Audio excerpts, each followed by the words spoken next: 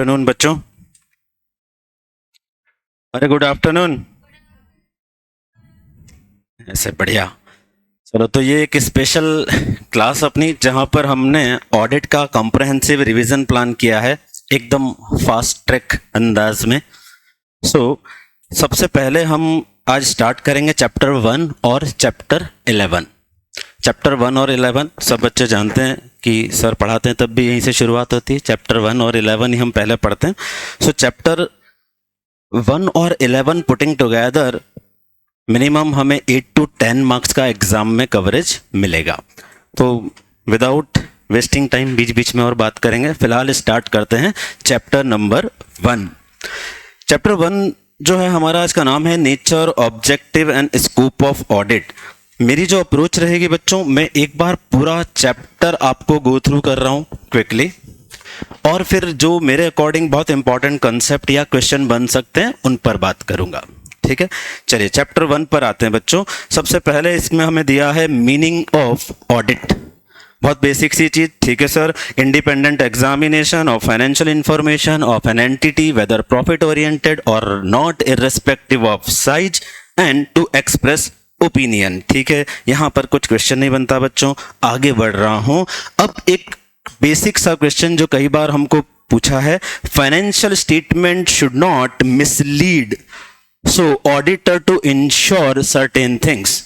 Auditor को क्या चीजें इंश्योर करना है जिससे कि फाइनेंशियल स्टेटमेंट यूजर्स के लिए मिसलीड ना हो। तो ये 5-6 बहुत इजी छोटे से point. That is, books of account match होनी चाहिए फाइनेंशियल स्टेटमेंट से। बुक्स ऑफ अकाउंट की एंट्रीज जो हैं वो प्रॉपर एविडेंस से सपोर्टेड होनी चाहिए। There should not be any omission. Financial statement should be clear and unambiguous. Amount जो है उनका क्लासिफिकेशन और disclosure as per accounting standard किया जाए और ट्रूली और फेयरली प्रेजेंटेड हो। ये 5-6 चीजें हमारे को इस आंसर में लिखना होंगी। What auditor should ensure so that financial statement will not mislead. बहुत ही बेसिक सा क्वेश्चन है, लेकिन चैप्टर 1 में ऐसी बेसिक चीजें ही हैं, तो जो बहुत दिनों से नहीं आया वो हमारे लिए काम का। ये बहुत दिनों से नहीं आया। ठीक है, सो फाइनेंशियल स्टेटमेंट मिसलीड ना करें, इसके लिए बहुत छोटी 5-6 बातें रिवाइज वापस से याद भी करते हैं। बुक्स ऑफ अकाउंट मैच करने चाहिए और बुक्स ऑफ अकाउंट की एंट्रीज प्रॉपर एविडेंस से सपोर्टेड होनी चाहिए। फिर कोई ओमिशन नहीं हो, अनएम्बिग्यूशियस नहीं हो। ओमिशन यानी कोई चीज भूले नहीं, अनएम्बिग्यूशियस यानी भ्रामक ना हो यूजर के लिए। अमाउंट का सही क्लासिफिकेशन हो, सही डिस्क्लोजर हो। डाल दिया आपने, ठीक है। And truly and Fairlie presented all the asset liability profit loss. बहुत बेसिक सी बातें, 5-6 पॉइंट। इसका जो क्वेश्चन लास्ट एग्जाम में पूछा गया है वो ये question, the person conducting audit should take care to ensure that financial statement would not mislead anybody. और फिर हमने लिखा explain stating clearly the meaning of audit. तो मीनिंग ऑफ ऑडिट डेफिनेशन लिखेंगे और ये 5-6 बातें जो हमारी रिस्पॉन्सिबिलिटी है। बच्चों, इस चैप्टर के अंदर एक ये टॉपिक जो पिछले 3 अटेम्प्ट से नहीं पूछा है, relationship of auditing with other subject. आपको अब ऐसे बहुत सारे क्वेश्चन आते हैं जहां बहुत छोटी बात एक नंबर में 3-4 बातें दे देते हैं और हर बात पे बोलते हैं। जैसे आपको बोलते हैं थ्रेट आइडेंटिफाई करो, आपको पूछते हैं आप कौन सा फंडामेंटल प्रिंसिपल है वो बताओ। ऐसा ही हमें यहां पर भी पूछा जा सकता है। आपको कोई 2 या 3 ऐसे सब्जेक्ट दे दिए जाएंगे और बोलेंगे इनके साथ रिलेशनशिप बताइए। सो दिस इज इंपॉर्टेंट, इसको एक बार गो थ्रू कर रहे हैं। अकाउंटिंग बहुत इजी। अकाउंटिंग के साथ हमने पढ़ा था सर, जहां अकाउंटिंग खत्म होती है वहां ऑडिटिंग शुरू होती है। तो रिलेशनशिप भी ऐसे ही लिख देंगे sir, the final product of accounting is financial statement which is a subject matter of audit. ये रिलेशनशिप हो गई। सेकंड आते हैं law. Sir, auditor to have good knowledge of law affecting the entity. Sir, उस entity पे जितने भी law लग रहे हैं वो सब को हमें नॉलेज होने चाहिए। आपके कोर्स में नहीं है, एक स्टैंडर्ड ऑन ऑडिटिंग भी है ऐसे 250 जो बोलता है consideration of law and regulation in respect of audit of financial statement. तो हम वो सारे लॉ और रेगुलेशंस की एक एडिक्वेट नॉलेज लेंगे जो उस एंटिटी पर लगते हैं। यहां पर यूट्यूब ओपन कीजिए ना। Next, economics. इकोनॉमिक्स आप सब ने ऐसे 300 पढ़ा है, ऐसे 300 knowledge of the entity, knowledge of the client business. अगर हम इकोनॉमिक्स की बात करें, हम वहां पर इंडस्ट्री की भी नॉलेज लेते हैं। So auditor to familiar with the overall economic environment, जो इकोनॉमिक एनवायरनमेंट जिसमें वो इंडस्ट्री है, हमें उसकी नॉलेज लेना होती है। बिहेवियरल साइंस, ये एक जनरल बात, अगर आप गुड ह्यूमन बीइंग है, लोगों से अच्छे से जेल हो जाते हैं, अच्छे से बात करके अपना काम करवा सकते हैं, देन डेफिनेटली आपके लिए चीज़ें आसान होगी। तो हमने बोला sir knowledge of human behaviour is essential for effective audit also. Mathematics and statistic, sir मैंने रिकॉम्प्यूटेशन किया, रिकॉम्प्यूटेशन कैलकुलेटर फिर से चलाया, इंटरेस्ट कैलकुलेट किया, ये मैथमेटिक्स से। मैंने टोटलिंग किया, बैलेंसिंग निकाला, मैथमेटिक्स से। सैम्पलिंग, सर हमने सैंपल निकाला, ये स्टेटिस्टिक्स है, राइट। हम प्रोबेबिलिटी थ्योरी लगाते हैं, मिस स्टेटमेंट प्रोजेक्ट करते हैं। सो स्टैटिस्टिक और मैथमेटिक्स की बात अगर करें तो auditor to have knowledge of statistical sampling for meaningful conclusion and maths for verification of inventories, accuracy of cash book etcetera etcetera. ये मैथमेटिक्स और स्टैटिस्टिक की बात हुई। डेटा प्रोसेसिंग, आपने चैप्टर 3 पढ़ा होगा। चैप्टर 3 में हम पढ़ते हैं ऑडिट इन ऑटोमेटेड एनवायरनमेंट। वहां हमने डिजिटल ऑडिट, कैट, ये सब चीजों की बात की। सो अगर एक एंटिटी जहां पर ऑटोमेटेड एनवायरनमेंट है, so without getting knowledge of that we cannot do the audit. इसीलिए यहां लिख दिया ईडीपी यानी electronic data processing. So IT environment में ऑडिट करने के लिए auditor should also be familiar with IT environment या डेटा प्रोसेसिंग। फाइनेंशियल मैनेजमेंट, आप लोगों ने एक टर्म पढ़ा है एनालिटिकल प्रोसीजर। हम रेशियोज निकालते हैं, कंपैरिजन करते हैं, सिग्निफिकेंट फ्लक्चुएशंस देखते हैं। ये क्या है? नेट प्रॉफिट रेशियो को इस साल के पिछले साल से कंपेयर किया, ये क्या है? Sir ratio analysis, cash flow analysis, fund flow analysis, ये सारी चीजें होती हैं फाइनेंशियल मैनेजमेंट। तो कैसे रिलेट हो गया? Sir auditor is expected to have good knowledge of financial techniques like ratio analysis, working capital management, fund flow, cash flow etcetera. Even cash flow is form part of balance sheet, financial statement. Companies के case में तो वहां भी लगता है।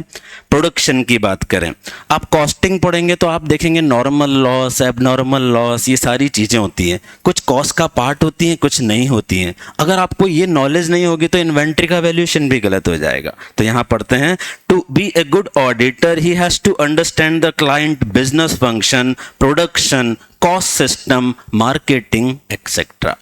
तो बच्चों इनमें से कोई भी दो हमें 2 मार्क्स में या 3 मार्क्स में पूछे जा सकते हैं। बहुत इजी है ये, पर इसे अच्छे से तैयार कीजिएगा।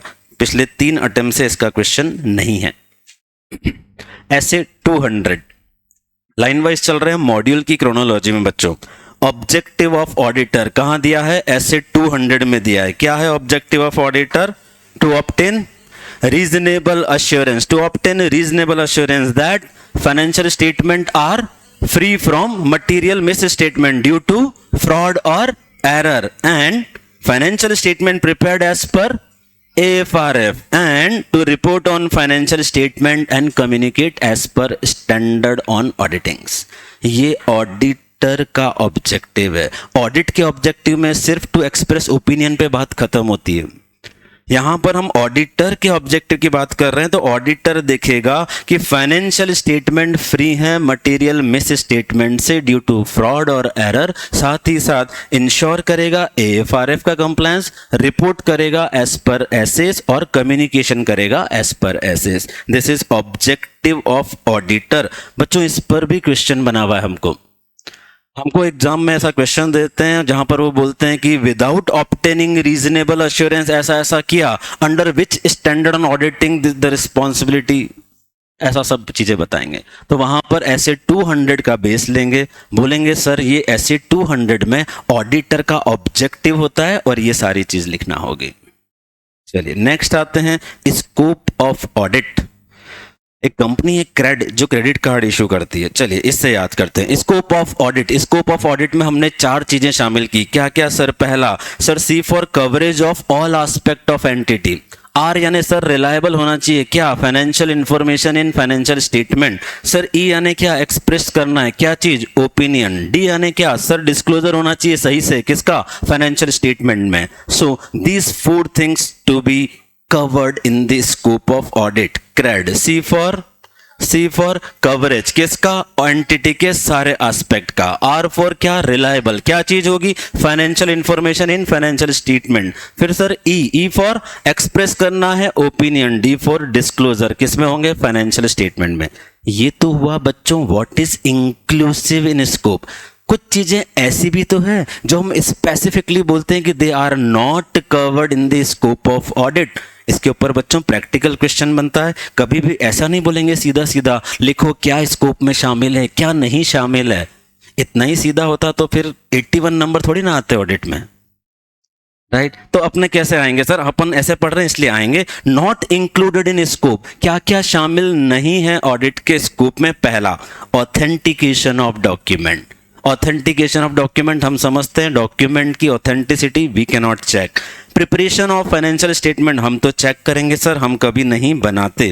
Duties outside the scope of auditor, जो ड्यूटीज इस ऑडिटर के स्कोप में नहीं है वो हम नहीं करेंगे। Then investigation, audit is not investigation. ये 4 चीजें स्कोप में शामिल नहीं है। बच्चों आज से 2 अटेम्प्ट पहले ऐसा एक क्वेश्चन आया है जहां पर वो बोलते हैं कि सर एक इंगेजमेंट लेटर देना है ऑडिटर को, मैनेजमेंट को। Management emphasize that you should include that fraud detection is in your scope. आपको फ्रॉड कैप्चर करना है या ढूंढना ही आपके स्कोप में शामिल करो। हम उस बात को 2 तरह से आंसर करेंगे, एक इनहेरेंट लिमिटेशन की भी बात करेंगे, एक ये भी लिखेंगे सर इन्वेस्टिगेशन नहीं है audit, so it is not in the scope of audit. ठीक है, चलिए आगे बढ़ रहे हैं बच्चों। ये अंडरस्टैंडिंग आगे बढ़ रहे हैं अभी। Inherent limitations of audit. Inherent limitations of audit. Inherent limitation में हमने बात की सर इसका इम्पैक्ट क्या होता है ड्यू टू दैट। बच्चों ये ऑनलाइन नहीं चल रहा है क्या, जस्ट ए मिनट। अभी मेरे पास बहुत सारे बच्चों के मैसेज हैं कि ऑनलाइन नहीं चल रहा है। Can you quickly check please.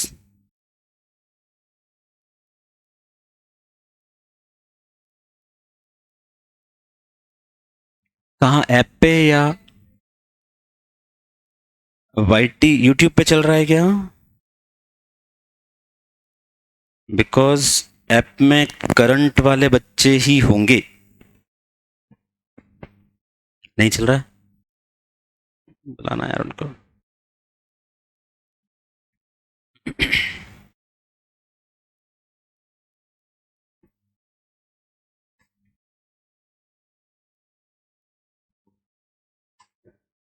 Inherent limitations of audit की जो हम बात कर रहे हैं कहाँ दी है इसका एग्जैक्ट पता, एसे 200। एसे 200 के अंदर ही इनहेरेंट लिमिटेशन की बात हुई। Sir inherent limitation of audit 4 चीजें, इसका इंपैक्ट क्या है, auditor cannot give absolute assurance due to inherent limitation. Inherent limitation की 4 जो चीजें हमने पढ़ी, रीजन क्या क्या है। पहला, nature of financial reporting. Second, nature of audit procedure. Third, time and cost, time and cost. Fourth, audit is not an investigation. Fifth, future events. ये 5 हमने चीजें पढ़ी सर इनहेरेंट लिमिटेशन के रीजन। लेकिन इनमें से कोई 2 लिखने आएंगे तो अंदर के पॉइंट हमें पता होने चाहिए। तो 1 बाय 1 इनको पढ़ते हैं। पहला, जजमेंट बाय मैनेजमेंट। ये किस में पढ़ रहे हैं, nature of financial reporting. 2 broad point अच्छे से याद रख लेते हैं। पहला, judgement by management. Sir management बहुत सारे जजमेंट लेता है while doing preparation of financial statement. ये यूट्यूब क्यों नहीं चल रहा है, तो फिर लिंक का क्या करेंगे। तो अगर यूट्यूब पे चलेगा नहीं तो लिंक किस लिए देना है बच्चा।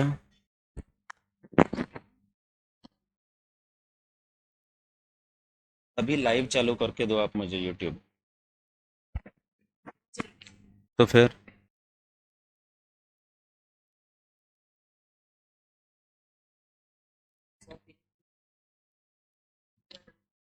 नहीं तो अभी किसी को लाइव सुनना है तो सुन पाएंगे क्या।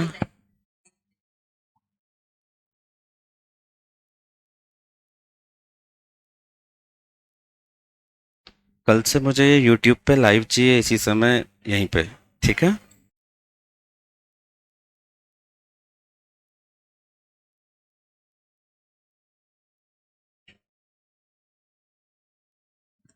चलिए, नेचर ऑफ ऑडिट प्रोसीजर।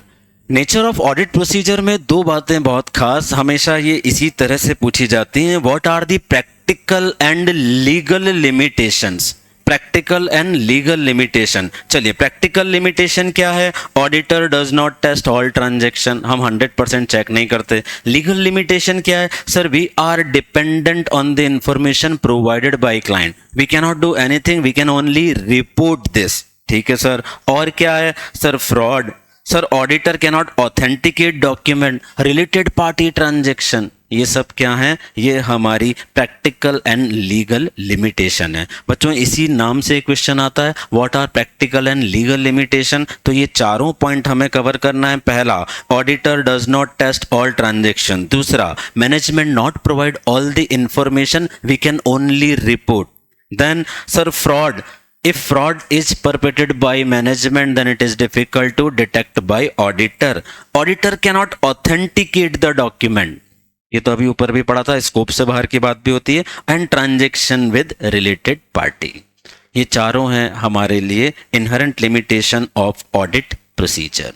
बच्चों, ऊपर वाले में एक पॉइंट रहा इंटरनल कंट्रोल का लिमिटेशन। अभी एक क्वेश्चन इसके ऊपर भी बना था, इंटरनल कंट्रोल का लिमिटेशन। आपको क्वेश्चन के अंदर एक लिमिटेशन दिया था कि इंटरनल कंट्रोल एस्टेब्लिश किया गया मैनेजमेंट के द्वारा और वहां पर एम्प्लॉयज में कोल्यूजन हो गया। हम चैप्टर 3 इंटरनल कंट्रोल में पढ़ के आ चुके हैं, लिमिटेशंस ऑफ इंटरनल कंट्रोल, जिसके अंदर एक one of the limitation is collusion among employ. अगर एम्प्लॉयज में कोल्यूजन हो जाए तो एस्टेब्लिश इंटरनल कंट्रोल फेल हो जाएगा। तो क्वेश्चन में उन्होंने वो सिनेरियो क्रिएट करके दिया कि सर, एक सिस्टम बनाया था लेकिन परचेज मैनेजर एक्सेट्रा एक्सेट्रा मिल गए तो बोगस परचेज का बुकिंग हो गया। आपको यहां से कनेक्ट करना पड़ेगा उसको कि सर, ऑडिटर तो इंटरनल कंट्रोल इवैल्यूएट करता है, there is a limitation of internal control that due to collusion it will not work as planned, then it create a inherent limitation for nature of financial reporting। आपको इसको इस तरह से link करना होगा बच्चों। थर्ड पॉइंट पर आते हैं, audit is not an investigation, इस पे बहुत बात हुई। Next, timeliness of financial reporting and decrease in relevance over time. इससे बच्चों ये मतलब है कि हमें एक रीजनेबल एक्सपेक्टेड टाइम में ऑडिट कंप्लीट करना होता है, because as the time process the relevance of information or value of information decreases. So it is expected that auditor to check substantially but cannot check 100%. He has to strike off a balance between cost and time. Future events.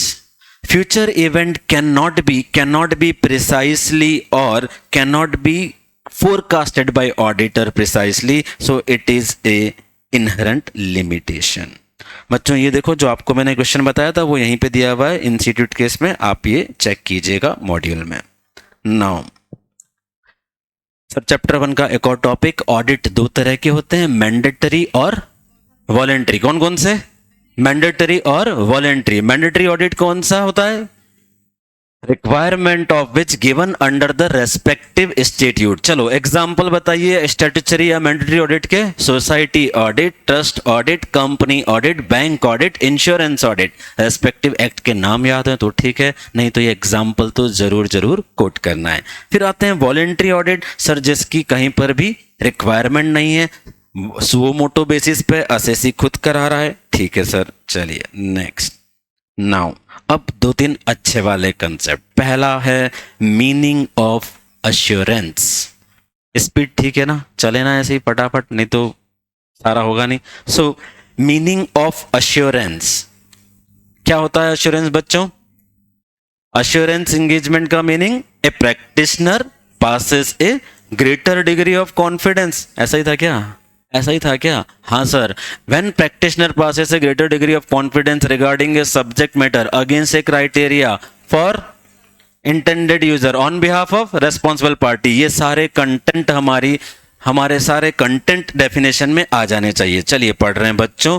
When an practitioner expresses a conclusion on behalf of responsible party to enhance the degree of confidence of intended user for a subject matter against the criteria। तो बच्चों आगे पीछे होगा तो भी इसमें कुछ फर्क नहीं पड़ेगा, पर ये सारे कंटेंट आ जाने चाहिए। एक बार फिर से बोलते हैं, क्या है हमारे पास अश्योरेंस की डेफिनेशन? एक practitioner passes a greater degree of confidence on a subject matter against a criteria to intended user on behalf of responsible party। सब कंटेंट आ गया? Yes. So this is the definition of assurance. अब element of assurance की बात करते हैं। इसी definition से हमारे पास सारे एलिमेंट निकलेंगे। जैसे पहला हमने बोला sir it is A 3 party relationship. कौन सी 3 पार्टी हो गई बच्चों? प्रैक्टिशनर, इंटेंडेड यूजर और responsible party. Done. Second, appropriate subject matter. Subject matter sir किसी पे दे रहे हैं, जैसे financial statement, prospective financial statement review कर रहे हैं। सो एक सब्जेक्ट मैटर है जिस पर हम काम कर रहे हैं। तीसरा, सुइटेबल क्राइटेरिया। सर हम ऑडिट करते हैं तो एसेस के अकॉर्डिंग करते हैं, लॉ रेगुलेशन ध्यान रखते हैं, AFRF देखते हैं। So there is a suitable criteria against which we are performing।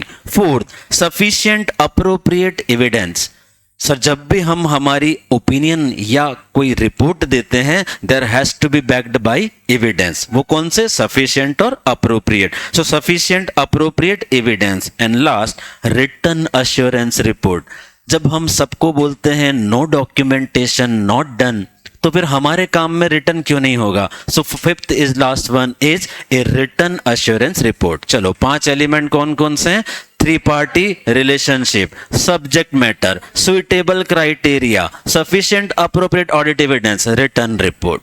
These are the 5 element. तो बच्चों बहुत छोटा सा क्वेश्चन इस पे अगर बनेगा डायरेक्ट तो बहुत अच्छा मजा आ जाएगा। अश्योरेंस क्या है, इसके एलिमेंट बताइए। ये हमारे पास डन हो गया यहाँ पर। अब एक क्वेश्चन जो 2 तरह से बार बार पूछते हैं, या तो पूछते हैं ऑडिट और रिव्यू में डिफरेंस बताइए, या बोलते हैं रीजनेबल और लिमिटेड अश्योरेंस में डिफरेंस बताइए और एग्जाम्पल दीजिए। तो हमारे लिए बहुत इजी है, पढ़ लेते हैं। चलिए सर रीजनेबल क्या है? It is a high degree of confidence but less than absolute. और लिमिटेड क्या है sir? It is a lower level of assurance. Sir reasonable में ऑडिट प्रोसीजर कैसे होते हैं? Extensive to obtain SAAE sufficient appropriate audit evidence. जबकि limited में sir fewer procedure लगते हैं, like analytical procedure, inquiry etcetera. Then sir यहां पर रीजनेबल कंक्लूजन लिया जाता है, वहां लिमिटेड कंक्लूजन। आसान बात है। एग्जाम्पल ऑडिट और उधर रिव्यू। एक और हमने बात की थी, यहां पर हम पॉजिटिव ओपिनियन देते हैं, उधर नेगेटिव ओपिनियन देते हैं। पॉजिटिव ओपिनियन कैसा होता है? सर हम बोल रहे हैं that financial statement showing true and fair view. Negative opinion कैसा होता है? Nothing comes to our knowledge, nothing come, ऐसा लिखते हैं, nothing comes to our knowledge which adversely affect. तो पॉजिटिव और नेगेटिव, ये 5वां पॉइंट भी और ऐड कर लीजिए। सो ये हमने पढ़ा रीजनेबल और लिमिटेड अश्योरेंस के अंदर क्या डिफरेंस है। Next, engagement standard. Engagement standard ये क्या है बच्चों? इंगेजमेंट स्टैंडर्ड बड़ा फेवरेट टॉपिक है ये एग्जामिनर्स का, क्योंकि चैप्टर 1 में से अगर किसी को कुछ पूछना हो, अच्छा पूछना हो, तो ये 2-3 ही टॉपिक हैं, बाकी तो बहुत इजी चीज है। सो इंगेजमेंट स्टैंडर्ड क्या होते हैं? सर इंगेजमेंट स्टैंडर्ड, इंगेजमेंट क्या होता है? पहले sir arrangement to do something, उसे हम कहते हैं इंगेजमेंट। ये हमने लिखा हुआ यहाँ पे, arrangement to do something is called engagement. तो सर इंगेजमेंट स्टैंडर्ड क्या? सर एक प्रैक्टिशनर 4 ही तरह के काम कर सकता है, जो हमने बताया है, ऑडिट है, रिव्यू है, अदर अश्योरेंस है, या फिर रिलेटेड सर्विसेज हैं। सर इन चारों में से ही कोई एक काम प्रैक्टिशनर, या इन चारों को ही प्रैक्टिशनर कर सकता है, कोई 5वां काम नहीं कर सकता। इन चारों को में से कोई भी जब हम करेंगे तो रेस्पेक्टिव एक इंगेजमेंट स्टैंडर्ड लगेगा। अगर ऑडिट कर रहे हैं तो कौन सा लगेगा? ऑडिट में एसेज, रिव्यू में standard on review engagement, other assurance engagement में SAE, standard on assurance engagement and related services, उसमें कौन सा लग जाएगा, स्टैंडर्ड ऑन रिलेटेड सर्विसेज।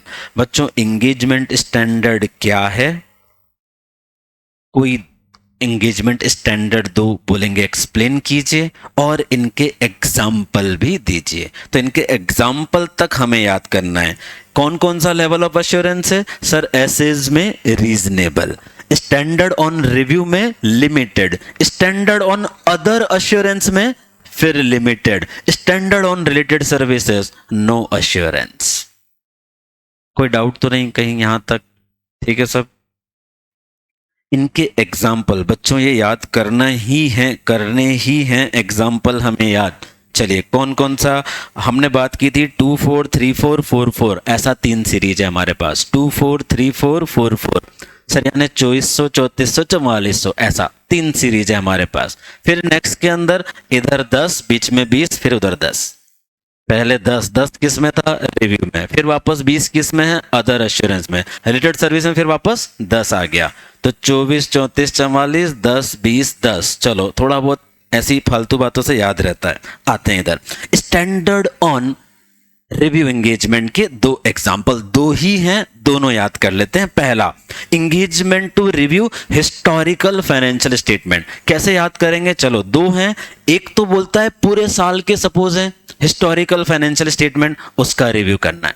दूसरा सर, जिसके लिए मेन ही आया, जो क्वार्टरली होते हैं इंटरिम पीरियड के, जो ऑडिटर हर क्वार्टर चेक करता है, चलो तो दूसरे का नाम क्या है sir, review of interim financial statement by auditor. देखो ऐसा ही है ना, पढ़ते हैं। Engagement to review historical financial statement, 2410 review of interim financial information performed by independent auditor. Done. Second पे आते हैं, standard on other assurance engagement. ये क्या है, 3400। पहले तो इसका एग्जाम्पल समझते हैं। प्रोस्पेक्टिव फाइनेंशियल स्टेटमेंट हमारे पास ये एकमात्र ही एग्जाम्पल है। प्रोस्पेक्टिव फाइनेंशियल इंफॉर्मेशन जब बनते हैं उनको चेक करने में standard on other assurance engagement लगते हैं। ये कहां पर आते हैं, हमने बात भी की थी, प्रोस्पेक्टस जब कंपनी इश्यू करती है तब वहां पर पब्लिश होते हैं। जब कोई कंपनी आईपीओ लाती है, प्रोस्पेक्टस देती है, वहां पर ये यूज होते हैं। चलो इसके भी 2 एग्जांपल याद करते हैं। पहला, examination of prospective financial information, बहुत इजी है, जो हमारा एग्जांपल है उसमें एग्जामिनेशन जोड़ दिया। सीरीज तो हमें पता ही है, 24 34 44, ठीक है। Next, 3420 report on compilation of financial information into prospectus.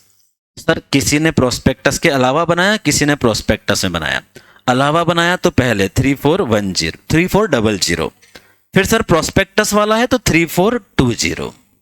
याद रखना है, याद रखना है, हमको ये एग्जाम्पल याद रखना है, ठीक है। नेक्स्ट आते हैं, स्टैंडर्ड ऑन रिलेटेड सर्विसेज 4400। पहला, engagement to perform agreed upon procedure regarding financial information.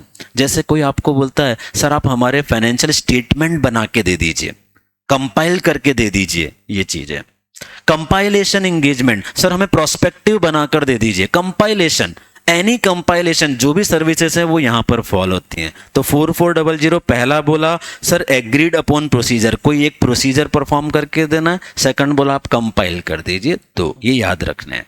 तो बच्चों ये एंगेजमेंट स्टैंडर्ड वाला जो टॉपिक है, इस पे और भी बहुत सारे क्वेश्चन हैं जो अश्योरेंस और एंगेजमेंट स्टैंडर्ड की ब्लेंडिंग से बनेंगे। तो पहले यहां तक क्लियर है क्या, किसी को कोई डाउट है, कुछ पूछना है?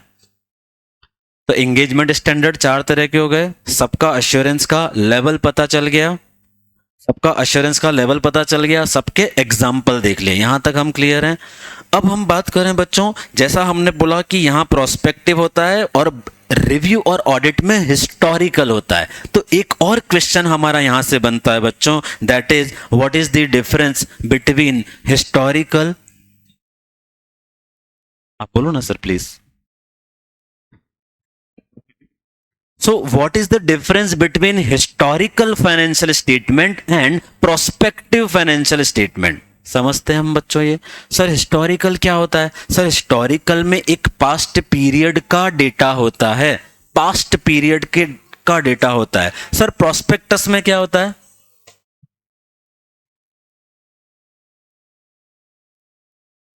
चलिए फटाफट से देख लेते हैं जल्दी से ये दोनों के difference. Let's cover.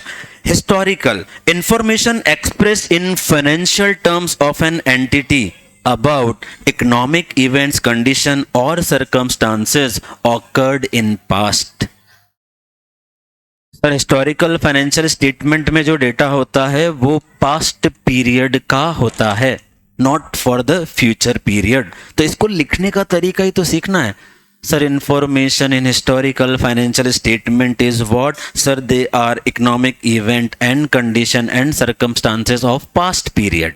Of past period. ठीक है सर. प्रोस्पेक्टिव में क्या होगा सामने इसके देखते हैं. Financial information based on assumption.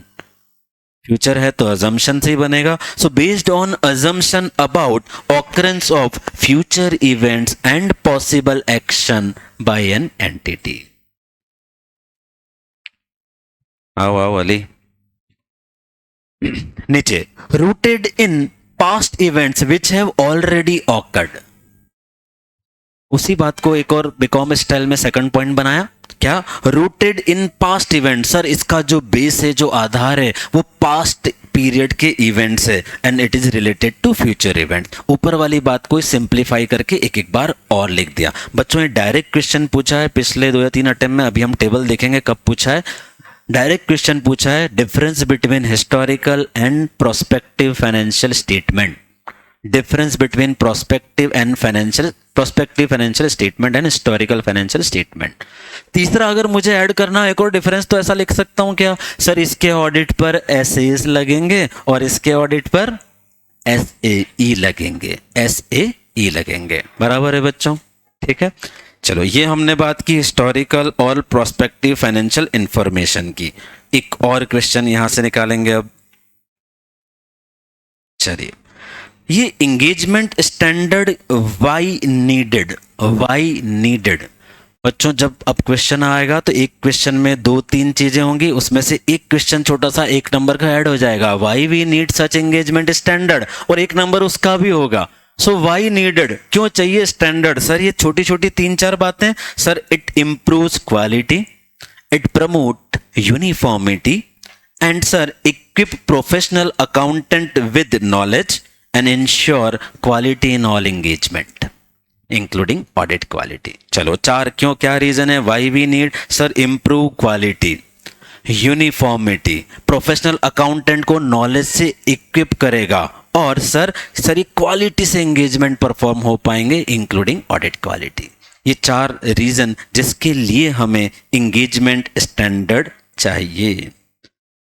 बच्चों ये क्वेश्चन मेरे अकॉर्डिंग इस अटेम्प्ट में आने के बहुत ज्यादा chances. Very very important. Very very important. Duties in relation to engagement and quality control standard मेरे according super most important for September 25. Duties in relation to engagement and quality control standard. किसकी duties की बात कर रहे हैं बच्चों? Management की, auditor, management या प्रोफेशनल की बात कर रहे हैं? किसकी duty? Of course engagement standard follow किसको करना है? सर प्रोफेशनल को. तो कैसा क्वेश्चन था सर? क्या सर? चलिए duties in relation to engagement and quality control standard. तो प्रोफेशनल अकाउंटेंट की ड्यूटीज की बात करते हैं. चलिए पहली ड्यूटी है कि उन्हें रेस्पेक्टिव टाइप ऑफ एंगेजमेंट करते समय वो एंगेजमेंट फॉलो करना पड़ेंगे. ऑडिट कर रहे हैं तो एसएस, रिव्यू कर रहे हैं तो एसआरई. ठीक है. चलिए sir. Then if in a situation not able to follow, अगर किसी सिचुएशन में फॉलो नहीं कर पा रहे हैं तो क्या करना है sir? Document how alternative procedures has been performed. Third, reason for departure. Reason for departure. Then next, report should draw attention of user for such departure. चलिए रिस्पॉन्सिबिलिटी जब मैं बोल रहा हूं बहुत इंपॉर्टेंट है, एक बार वापस पढ़ेंगे पूरा. पहला सर क्या ड्यूटी है? That respective standard to be followed while performing respective engagement. Second, if in exceptional scenario or for betterment not followed, then alternative procedure to be adopted.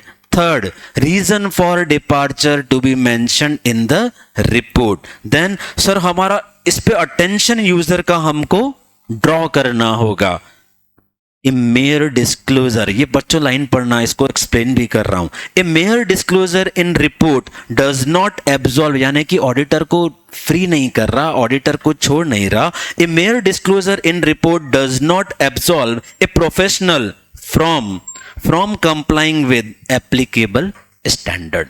बच्चों इसका क्या मतलब हुआ कि अगर मैंने हमारी रिपोर्ट में सिर्फ ये लिख दिया कि yes we have not complied this particular standard on auditing, नहीं चलेगा, सिर्फ डिस्क्लोजर से नहीं चलेगा। क्या सर ये सारी चीजें देना पड़ेगी, क्या क्या देना पड़ेगी sir? Reason for departure, alternative procedure और रिपोर्ट में ड्रॉ द अटेंशन।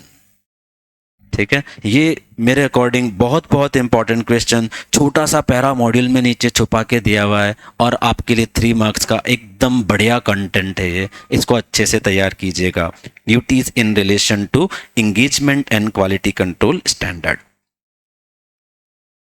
बच्चों ऐसा ही हमने पिछले अटेम्प्ट में ये दिया था, VVIMP assurance relating to prospective, और ये आया भी था। नॉट दिस, इसके पहले वाले अश्योरेंस रिलेटिंग टू, नहीं दिस अटेम्प्ट में आया था, assurance relating to prospective financial information. चलिए साहब क्या है assurance relating to prospective financial information? अभी हमने पढ़ा था, कौन सा लेवल ऑफ अश्योरेंस होगा बच्चों बताओ? Reasonable, reasonable, reasonable. अरे क्या प्रोस्पेक्टिव फाइनेंशियल की चेकिंग में रीजनेबल होगा? नो सर, मॉडरेट या लिमिटेड अश्योरेंस होगा, मॉडरेट या लिमिटेड अश्योरेंस होगा। तो हमारी रिस्पॉन्सिबिलिटी की बात कर लेते हैं इसके रेस्पेक्ट में, 3-4 पॉइंट कंक्लूड करते हैं। पहला सर, प्रोस्पेक्टिव फाइनेंशियल इंफॉर्मेशन या स्टेटमेंट अजम्पशन पर बेस्ड होते हैं। तो सर ऑडिटर ये चेक करेगा whether the assumption used are reasonable और नॉट, हम ये कमेंट करेंगे। फिर सर हम बताएंगे इसके अंदर प्रोस्पेक्टिव फाइनेंशियल इंफॉर्मेशन जो होती हैं सर, क्योंकि उससे रिलेटेड जो एविडेंस मिलेंगे वो भी फ्यूचर ओरिएंटेड होंगे, इसलिए सर रीजनेबल अश्योरेंस तो मिल ही नहीं सकता, रीजनेबल अश्योरेंस तो मिल ही नहीं सकता। चलिए 3-4 पॉइंट हैं, आपके साथ पूरे पढ़ रहा हूं। पहला sir, prospective financial information are based on assumption that may occur in future. Second, it related to future events. यहां तक तो हमने सिर्फ प्रोस्पेक्टिव फाइनेंशियल स्टेटमेंट समझाया। Then in assurance report of such prospective financial information, practitioners to obtain sufficient appropriate audit evidence for what? That assumption on which they are prepared are not unreasonable. बच्चों audit evidence तो पूरे ही जुटाने हैं, पर किस बारे में? That assumptions are not unreasonable. Then prospective financial information properly prepared based on assumption and material assumptions are disclosed. ये भी हम चेक करेंगे। हमारी रिस्पॉन्सिबिलिटी में क्या आ गया सर? सारी मटेरियल अजम्पशंस को डिस्क्लोज किया गया है। Next, evidence to support assumption on which the prospective financial information is based is itself future oriented. देखो बच्चों कैसे बनेंगे प्रोस्पेक्टिव फाइनेंशियल इंफॉर्मेशन? सपोज मेरी इस साल की सेल है 100 CR, मैंने सोचा मेरी हर साल 10% ग्रोथ होती है, तो मैंने अगले साल 10% ऐड कर लिया, फिर अगले साल और 11% ऐड कर लिया, थोड़ी ग्रोथ हम भी तो करेंगे, ऐसा चलता जाएगा। तो ये जब मैं चेक कर रहा हूं कि क्या वाकई में 11% बढ़ रहा है, 12 बढ़ रहा है, ये भी तो फ्यूचर की चीजें। सो मेरे सारे एविडेंस जो होंगे they are also linked with some future based assumption. यही बात यहां लिखी है, evidence to support assumption on which the prospective information is based is also future oriented. Then last, auditor cannot give opinion on such financial, therefore in such engagement practitioner provides a report. Opinion नहीं दे रहे, report दे रहे हैं। क्या?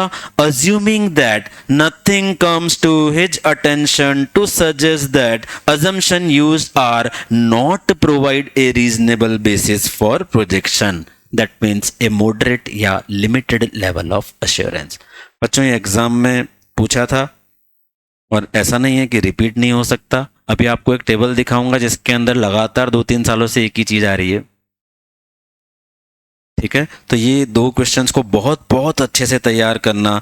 आप कम से कम भी अगर exam के दिन पढ़ के जा रहे हो तो ये दो टॉपिक बिल्कुल नहीं छोड़ना। पहला duties in relation to engagement and quality control standard, और दूसरा टॉपिक है बच्चों assurance relating to prospective financial information. Very very important. चलिए आगे बढ़ते हैं। बेनिफिट्स ऑफ इंडिपेंडेंट ऑडिट, लगता नहीं है अब ये पढ़ाने की जरूरत है, बहुत इजी टॉपिक है तो इसको छोड़कर आगे बढ़ रहा हूँ। चलिए क्वेश्चंस आगे बच्चों। Chapter 1 complete. चैप्टर 1 में इतना ही है, छोटा सा चैप्टर है, इसलिए आपको बोल रहा हूँ कि ये जो दो टॉपिक हमने बात की वेरी वेरी इंपॉर्टेंट, इनको नहीं छोड़ना है। कुछ क्वेश्चंस, ये पुराने सारे जो क्वेश्चंस हैं आपको एग्जाम के क्वेश्चन जो ताज़ा ताज़ा पूछे हैं उनकी टेबल एक बार डिस्कस करते हैं, फिर चैप्टर 11 पर आगे बढ़ेंगे। चलिए ये रहा हमारा चैप्टर 1 के पिछले 3 अटेम्प्ट के क्वेश्चन। मई 24 में पूछा बच्चों इनहेरेंट लिमिटेशंस 3 मार्क्स में। फिर सितंबर 24 में पूछा आपको स्कोप ऑफ ऑडिट, जो मैंने आपको क्वेश्चन बताया था कि ऐसा ऐसा सब सिचुएशन, ऐसा कोई क्वेश्चन स्कोप ऑफ ऑडिट के बारे में। जनवरी 25 में आपको पूछा provisional financial statement versus historical financial statement, ये सारी चीजें। मार्क्स भी लिखे हैं आपके लिए। तो बच्चों मुझे ऐसा लग रहा है अभी भी कि जो आपको मैंने 2 क्वेश्चन बताए हैं they are most important, specifically the responsibility of practitioner for engagement and quality control standard, the most important. चलिए बच्चों दूसरे चैप्टर पर चल रहे हैं। आपका कोई स्पेसिफिक डाउट है चैप्टर 1 के किसी भी टॉपिक में, most welcome, we can discuss now. नहीं तो हम चैप्टर 11 पर एक बार प्रोसीड करते हैं, फिर वापस कुछ क्वेश्चंस देखेंगे। चैप्टर 11 पर आते हैं, ethics and terms of engagement.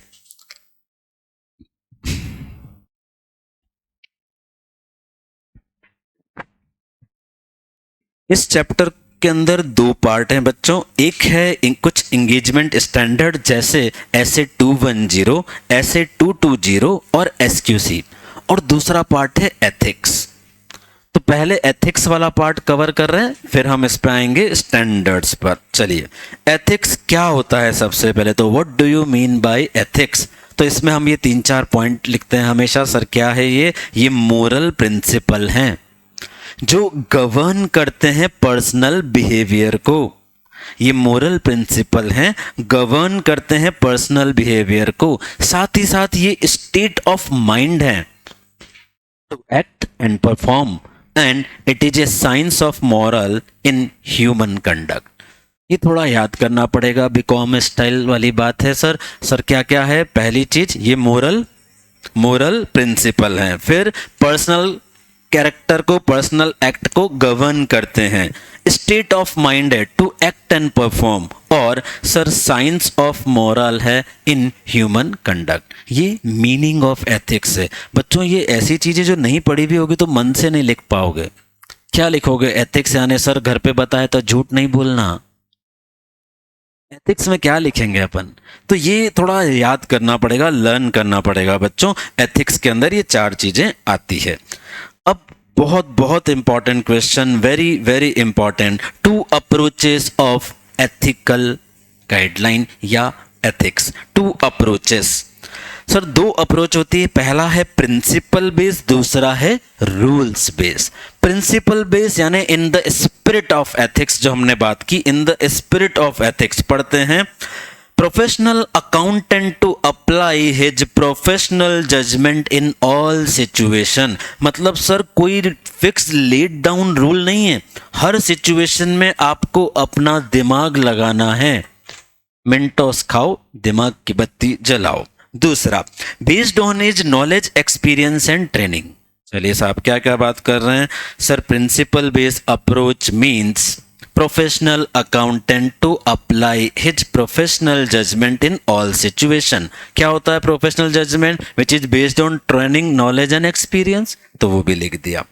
Compliance with spirit of ethics. Spirit of ethics. हमेशा सोचो, तोलो मोलो और काम करो. हमेशा सोचो क्या ये सही है, गलत है, फिर डिसीजन लो. Next, apply professional judgement in every situation to reach conclusion. थोड़ा ये रिपीटेशन. तो चलिए 3 पॉइंट अच्छे से याद रखने. क्या क्या? पहला, professional accountant to apply professional judgement in all situation. Professional judgement क्या होता है? Based on training, knowledge and experience. तीसरा क्या बोला? तीसरा sir, it is spirit of ethics. ये सबसे मेन पॉइंट है. It is compliance with spirit of ethics. आपका मन में भावना अच्छी होनी चाहिए सर, बस. स्पिरिट ऑफ एथिक्स, उसके अकॉर्डिंग आप डिसीजन और जजमेंट लीजिए. ठीक है, ये 3 पॉइंट हैं प्रिंसिपल बेस्ड अप्रोच में. बच्चों, ये भी पिछले 2-3 अटेम्प्ट से नहीं पूछा गया क्वेश्चन है और मेरे अकॉर्डिंग बहुत बहुत बहुत इंपॉर्टेंट है. इसको अच्छे से तैयार कीजिए, क्योंकि अगर सीए इंटर में किसी को भी एथिक्स की बात करना है तो सिर्फ इतना ही है. फाइनल में पूरा कोड ऑफ एथिक्स पढ़ना है जो इन 2 प्रिंसिपल पर बेस्ड है. तो अगर इंटर में किसी को एथिक्स का क्वेश्चन पूछना है तो then we have only 2-3 slides, जिसमें से ये है. चलिए, rule based approach. Strictly follow the clearly established rule. जो रूल हमने बना दिए, दिमाग मत लगाओ और फॉलो करो. तो यहां पर क्या मिस हो गया? Miss the spirit of ethics. It does not have spirit of ethics. ये लिखा है स्पिरिट ऑफ एथिक्स ओवरलुक्ड. तो कैसा हो गया सर? ये नैरो आउटलुक हो गया सर, रिजिड अप्रोच हो गया sir. So what are the 2 approaches of ethics? या आपको पूछेंगे meaning of ethics and 2 approaches of ethics. ये पूरा 5 मार्क्स का क्वेश्चन बन जाएगा. पहले मीनिंग ऑफ एथिक्स, फिर ये दोनों. कोई डाउट किसी को इसके अंदर? इजी है. चलो, एथिक्स क्या होता है? 4 पॉइंट वापस से बोलो. क्या क्या है? मोरल प्रिंसिपल, फिर गवर्न करता है पर्सनल कंडक्ट, फिर क्या बोला? एक स्टेट ऑफ माइंड, लास्ट में बोल दिया science of moral in human judgement. बहुत बढ़िया, क्या बेहतरीन याद किया. फिर 2 अप्रोचेस क्या क्या है?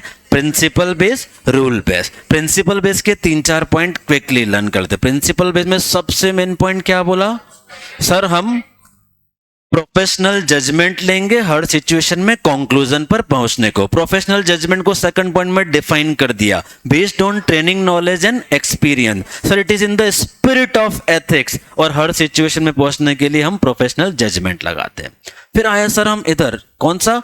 Rule based approach. Rule, Hitler वाला, सेना वाला, military rule. Rule based approach, strictly follow the established rule, overlook the spirit of ethics. इसलिए नैरो है सर, इसलिए सर यहां पर रिजिड है. That's it. ये बच्चों दोनों अप्रोचेस हमने याद कर ली. चलिए, क्यों चाहिए सर आपको ethics? Need for professional ethics. बच्चों, ये थोड़ा ऑफ बीट टॉपिक है, इसको अच्छे से पढ़ा रहा हूं मैं. ऑफ बीट टॉपिक है मतलब कहीं मॉड्यूल में नीचे थोड़ा सा दिया रहता है. ऑफ बीट टॉपिक है, इसको तैयार कर रहे हैं. Need for professional ethics. क्या जरूरत है? अभी ऊपर भी तो एक चीज पढ़ी थी, एंगेजमेंट स्टैंडर्ड की क्या नीड है? अरे एथिक्स की भी क्या नीड है? सर मैं कुछ गलत ना करूं, अच्छे से करूं, ऐसा ही वही बातें पढ़ लेते हैं. चलिए सर, एक चार्टर्ड अकाउंटेंट पर सर बड़ा ट्रस्ट ऑफ सर्विस होता है. जो लोग चार्टर्ड अकाउंटेंट से डील कर रहे हैं, दे सोली बिलीव कि यार सर बोल रहे हैं तो सही होगा. देखिए ऐसा ही लिखा, sir trust in services provided by A CA. अब अपन अपनी बात कर रहे हैं तो सर हम जो सर्विसेज देते हैं उस पर ट्रस्ट बिल्ड होगा अगर हम एथिक्स से काम करेंगे. ठीक है. Purpose of assurance engagement to enhance the confidence. Sir हमारी रिपोर्ट पर आपके ऑटोग्राफ पर सब यकीन कर रहे हैं. अश्योरेंस, आपके ऑटोग्राफ पे सब यकीन कर रहे हैं. मैंने बताया था आपको बेसिक लेक्चर में, वो गंगा जल के आचमन जैसा है आपका सिग्नेचर, कागज पे बैठा और कागज पवित्र. करेक्ट. सो सर हम हमारे अश्योरेंस एंगेजमेंट में बात करें, पर्पस होता है यूजर का कॉन्फिडेंस इंक्रीज करना. अगर वही एथिक्स फॉलो नहीं करेंगे तो कैसे चलेगा? सो एथिक्स की नीड है, because in assurance we possess a greater degree of confidence to user. Third, professional ethics are based on morality. Professional to keep public good above their personal gain. Sir ethics का मतलब क्या होता है? हमको बोलेंगे ना ये अच्छी बात है, ये बुरी बात है, ये अच्छी बात है, ये बुरी बात है। तो सर जब हम एथिक्स फॉलो करेंगे तो हम हमारे पर्सनल गेन की बजाय एट लार्ज पब्लिक गुड को सोचेंगे। ये भी एक एथिक्स की नीड बताता है। Last, professional ethics seek to protect the interest of the profession. जब एथिक्स से हम काम करेंगे तो कहीं ना कहीं जब कोई प्रॉब्लम आएगी तो वो हमें भी प्रोटेक्ट करेगा। So professional ethics somehow safeguard or protect the interest of profession also. It is work as a shield in which command the respect. है थोड़ा थ्योरी बच्चों ये, पर जब भी मैं ऐसा फाइनल रिवीजन लेता हूँ, ऐसे जितने भी बोरिंग टॉपिक मॉड्यूल में होते हैं वो सब कवर करता हूँ। तो ये टॉपिक इम्पॉर्टेंट, इसको भी अच्छे से तैयार कर रहे हैं हम। हमने बात की पहला एथिक्स की अप्रोचेस। अब नीड क्या है एथिक्स की, ये 3-4 पॉइंट वापस से पढ़ते हैं। चलो, पहला क्या? सर सीए की सर्विसेज में ट्रस्ट होता है। सर दूसरा, हम इंटेंडेड यूजर को एक अश्योरेंस सर्विस जब देते हैं तो ग्रेटर कॉन्फिडेंस पास करना होता है, इसलिए भी नीड है। फिर तीसरा हमने क्या बोला? सर एथिक्स जो है वो मोरालिटी के प्रिंसिपल है। मतलब सर हम अपने भले से ज्यादा पब्लिक गुड, पब्लिक के इंटरेस्ट को ध्यान रखेंगे। सर जब हम एथिक्स फॉलो करेंगे तो कहीं ना कहीं हमें भी एक प्रोटेक्ट शील्ड देगा और हम एक रेस्पेक्ट गवर्न कर पाएंगे। देखो इजी है ना, अगर आपको पता है कि नहीं यार सर तो हमेशा सच बोलते हैं, एक रेस्पेक्ट बनेगी। आपको पता है सर ने आज बोला कल सर ही भूल जाएंगे, तो रेस्पेक्ट अलग हो जाएगी। So ethics somehow command the respect also. तो ऐसे 4 पॉइंट अब अपने को याद आ जाएंगे, कभी भूले भटके ऐसा कोई टॉपिक एग्जाम में आ जाता है तो। ये पीडीएफ आपको शेयर करूंगा, बिल्कुल भी परेशान ना हो। चलिए, एथिकल रिक्वायरमेंट, बारंबार पूछा जाने वाला क्वेश्चन, बारंबार पूछा जाने वाला क्वेश्चन। अब सोचो एथिक्स पर इतना फोकस है कि वो बार बार एथिकल रिक्वायरमेंट पूछ रहे हैं, तो ये 2 स्लाइड कब तक नेग्लेक्ट रहेगी यार बच्चों? तो मेरे अकॉर्डिंग ये आ रहा है बच्चों पक्का, है ना। अब आगे बढ़ रहे हैं। एथिकल रिक्वायरमेंट, इसी को हम ये भी कहते हैं बच्चों fundamental principle of professional ethics. Fundamental जिस चीज में आगे लग जाता है, मतलब ऐसी चीज नहीं बोले तब भी इंप्लाइड ही है ना भाई, ये तो फंडामेंटल बात है ना यार, ये तो फंडामेंटल बात है, राइट। चलिए, तो फंडामेंटल प्रिंसिपल में देखो ये याद तो बहुत इजी है, हमें इसके अंदर का क्रक्स थोड़ा सा क्लियरिटी से याद होना चाहिए। जैसे पहला है इंटीग्रिटी, फिर है ऑब्जेक्टिविटी, तीसरा कॉन्फिडेंशियलिटी, फिर professional competence and due care, and last is professional behaviour. चलिए साहब, अब सबका meaning. Integrity, straight forward, honest and truthfulness. यार ये 3 वर्ड से भी जब प्रैक्टिकल क्वेश्चन आता है ना तो कहीं समहाउ हम ये आइडेंटिफाई नहीं कर पाते कि ये इंटीग्रिटी की बात कर रहे हैं क्या। तो इंटीग्रिटी का क्या मेन पॉइंट है वो समझ लेते हैं। एक प्रोफेशनल अकाउंटेंट को या एक चार्टर्ड अकाउंटेंट को नोइंगली ऐसी किसी रिपोर्ट, रिटर्न, कम्युनिकेशन, ऐसी किसी इंफॉर्मेशन से खुद को असिस्ट या अटैच नहीं करना चाहिए जिसके बारे में ही himself believe that it is a false और मिसलीडिंग। जान करके किसी भी गलत चीज से नहीं जुड़ना मतलब इंटीग्रिटी।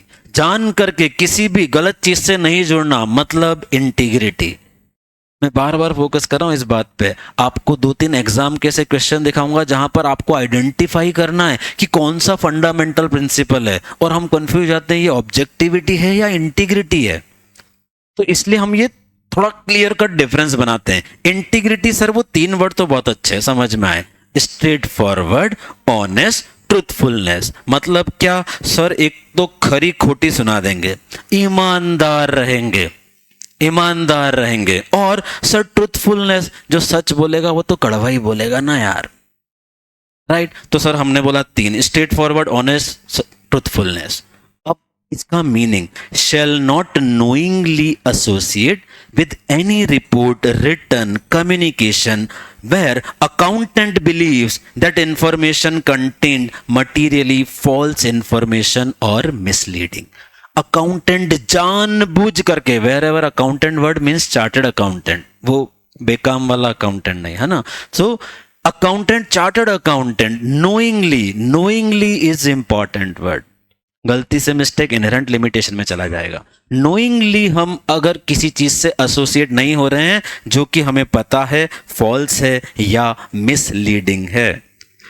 अब ऑब्जेक्टिविटी से इसका डिफरेंस समझ लेंगे ताकि इन दोनों में कंफ्यूजन ही ना हो। Sir objectivity, auditor not to compromise professional judgement due to biasness, conflict of interest and undue influence.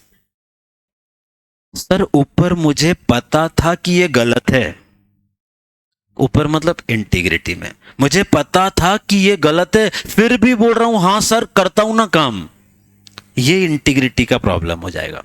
Objectivity, sir मेरे ऊपर कोई प्रभाव डाल रहा है, अरे दोस्त की कंपनी है, मैं थ्रेट की बात नहीं कर रहा हूं, वो फैमिलिटी थ्रेट अलग पड़ेंगे ना। अभी फंडामेंटल प्रिंसिपल में वहीं से कंफ्यूजन होता है। सर ऑब्जेक्टिविटी कॉम्प्रोमाइज हो रही है अगर मैं फ्रेंड की कंपनी का ऑडिट कर रहा हूं और मुझे पता है कि मैं वहां पर इंडिपेंडेंट नहीं रह पाऊंगा, ये बात objectivity. Auditor not to compromise professional judgement due to biasness, conflict of interest और अनड्यू इन्फ्लुएंस। इसको भी मैंने और डिटेल में फिर लिखा, देखो यहां, accountant shall not undertake a professional activity if professional judgement unduly influence. Unduly influence, बच्चों हमको एग्जाम में ऐसा वन लाइनर क्वेश्चन आया, auditor accepted a engagement of his friends company for audit which professional standard compromise objectivity. आपको पूछा ही नहीं, आप फैमिलिटी threat लिख के आ रहे हो। थ्रेट अलग है, फंडामेंटल प्रिंसिपल अलग है, ये बात थोड़ी सी हमें यहां पर ध्यान रखना है कि क्या पूछा है। अगर आपको थ्रेट पूछा है तो बिल्कुल सही है फैमिलियरिटी, लेकिन अगर आपको फंडामेंटल प्रिंसिपल या एथिकल रिक्वायरमेंट पूछा है तो इन पांचों में से ही सोचना होगा, इंटीग्रिटी, ऑब्जेक्टिविटी, ये वाला। दोनों में डिफरेंस क्लियर हो गया। इंटीग्रिटी जानबूझकर गलत काम, इंटीग्रिटी जानबूझकर गलत काम, इंटीग्रिटी। ऑब्जेक्टिविटी, सर जब कोई मेरे जजमेंट को सर या तो बायस हो जाएगा सर, या फिर अनड्यू इन्फ्लुएंस से प्रभावित हो जाएगा, या फिर कॉन्फ्लिक्ट ऑफ इंटरेस्ट है, ये सब यहां पर। ठीक है, चलो बच्चों डन। ये दोनों में थोड़ा ज्यादा कंफ्यूजन रहेगा, बाकी थोड़े इजी है। Now professional competence and due care, चलो इसको भी समझते हैं। Professional accountant to keep professional competence and due care, he has to attain, maintain professional knowledge. He has to attain, maintain professional knowledge. attain करो पहले, maintain भी करो, और सर उसको समय समय पर अपडेट करते रहो। ड्यू केयर और डिलीजेंस, इसके अंदर तीन बातें। ड्यू केयर या डिलीजेंस रखा है क्या, केयरफुली एक्ट करो, थोरोली करो, टाइमली करो। अरे ये सब अपने ऊपर ही तो एप्लीकेबल है ना, आप सब भी तो अभी professional competence and due care लगा रहे हैं, टाइमली एक्ट कर रहे हैं, बिल्कुल। चलिए, तो प्रोफेशनल अकाउंटेंट क्या करना है sir, professional competence and due care के लेके बोला, अटेन करो, मेंटेन करो प्रोफेशनल नॉलेज। फिर सर ड्यू केयर या डिलीजेंस से क्या मतलब है, एक्ट केयरफुली और थोरोली और टाइमली बेसिस। सर एक चार्टर्ड अकाउंटेंट ने ऑडिट किया और सर उसने वहां पे रिक्वायर्ड चेकिंग से बहुत कम चेकिंग की,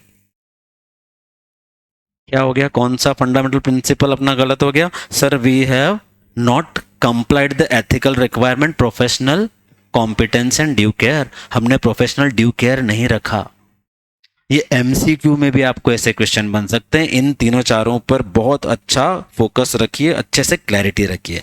कॉन्फिडेंशियलिटी, इस पे पूरा 4 मार्क का क्वेश्चन पूछा है, अभी दिखाऊंगा आपको। कॉन्फिडेंशियलिटी, कॉन्फिडेंशियलिटी, चलो क्या होता है बच्चों, कॉन्फिडेंशियलिटी क्या होता है, auditor not to disclose the clients information.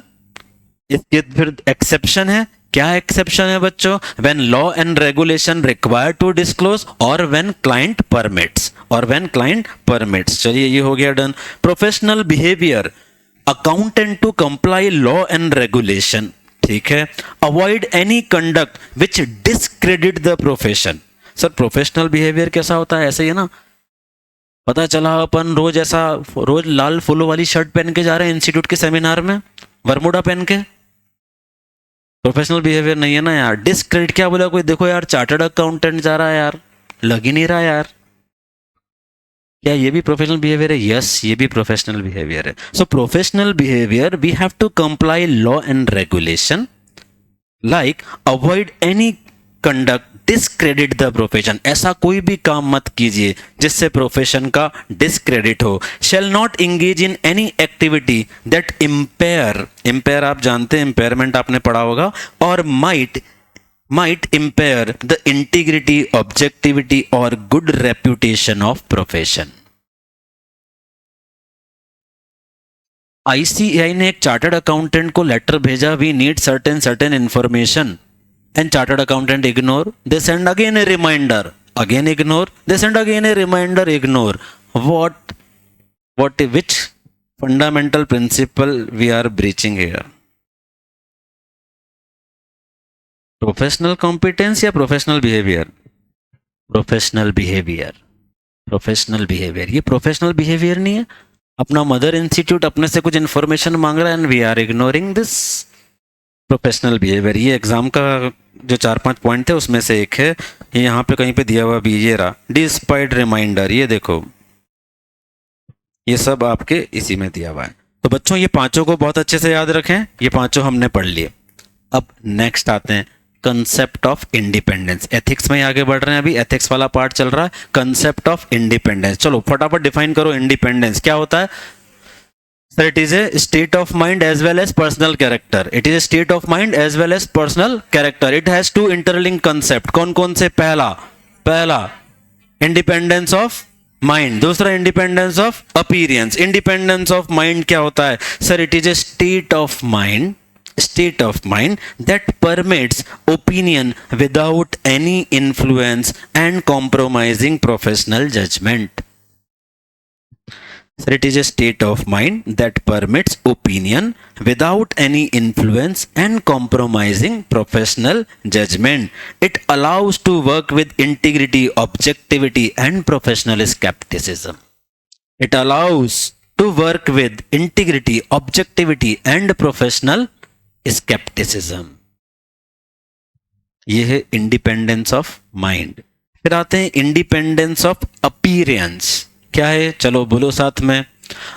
Avoidance of such fact and situation due to which a third party can conclude that integrity and scepticism has been compromise. ऐसे facts को अवॉइड करना, ये कहलाता है independence of appearance. चलिए, ये दोनों concept पढ़ लिए. इंडिपेंडेंस क्या है? दो इंटरलिंक्ड कंसेप्ट हमने पढ़ लिए. Now threats to independence. 5 threat हैं. चलो फटाफट बोलो कौन कौन सी हैं. सेल्फ इंटरेस्ट, दूसरा सेल्फ रिव्यू, तीसरा फैमिलियरिटी, विच वन?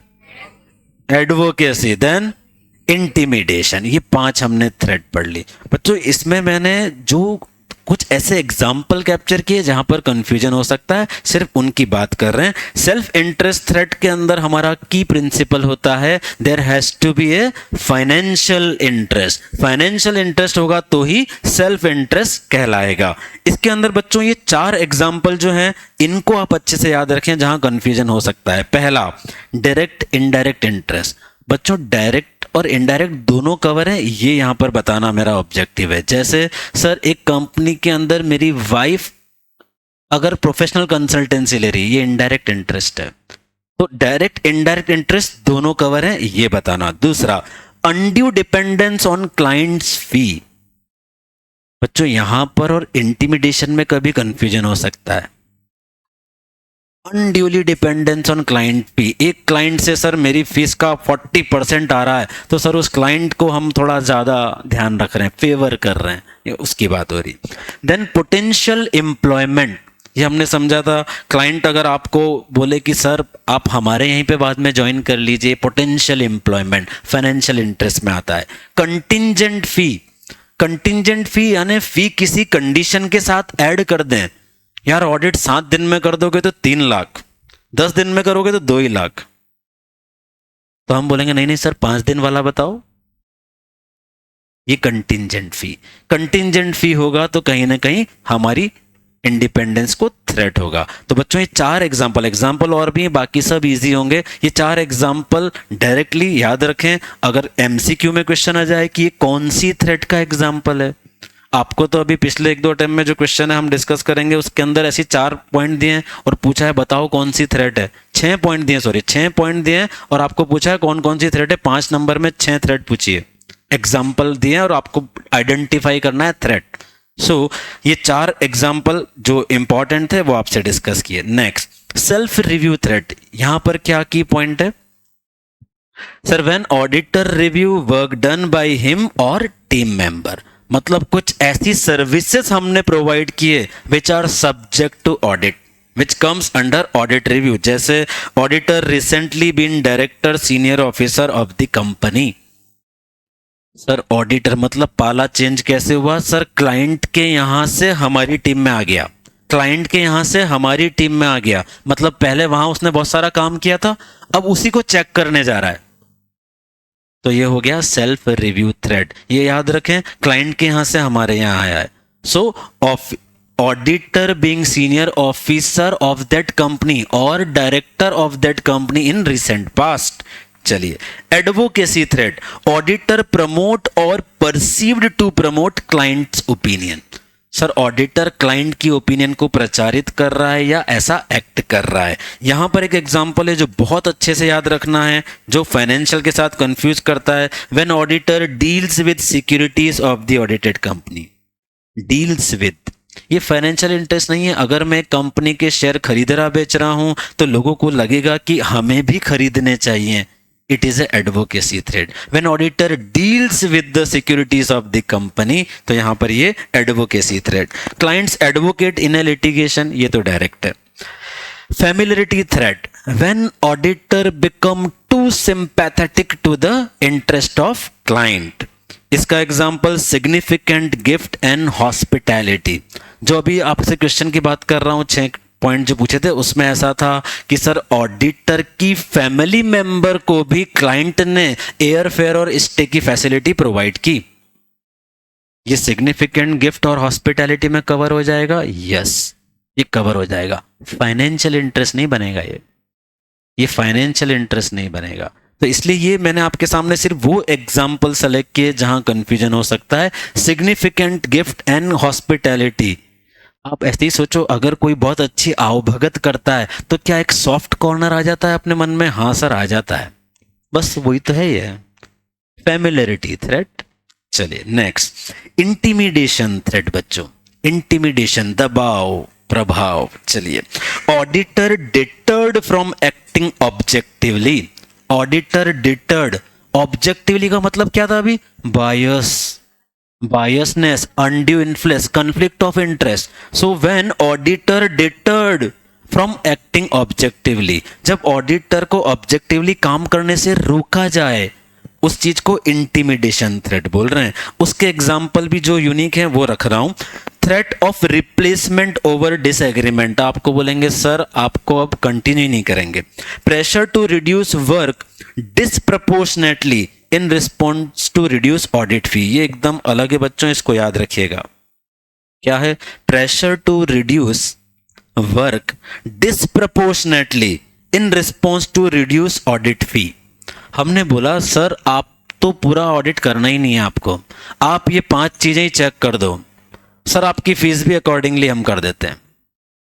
आप अगर बोल रहे हो 1 महीना ऑडिट करते हैं तो 5 लाख रुपए लगेंगे ना, सर आप तो 7 दिन ही ऑडिट करो और इतना इतना चीजें कवर कर लो, और सर 7 लाख की जगह आप सर 3 लाख ले लेना।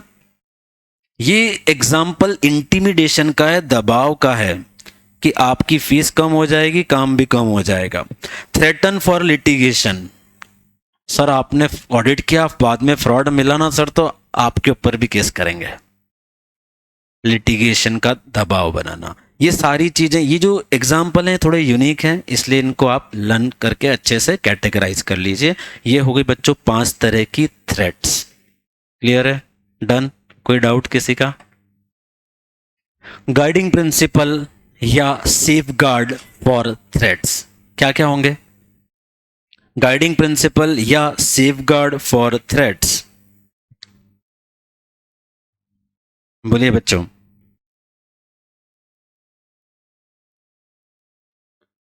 हाँ मतलब वही, अगर हमको कोई बोले कि झूठ नहीं बोलना है, इसके लिए क्या क्या करना है, तो बोलेंगे हमेशा सच बोलना चाहिए। झूठ बोलना बुरी बात है, सच बोलना अच्छी बात है।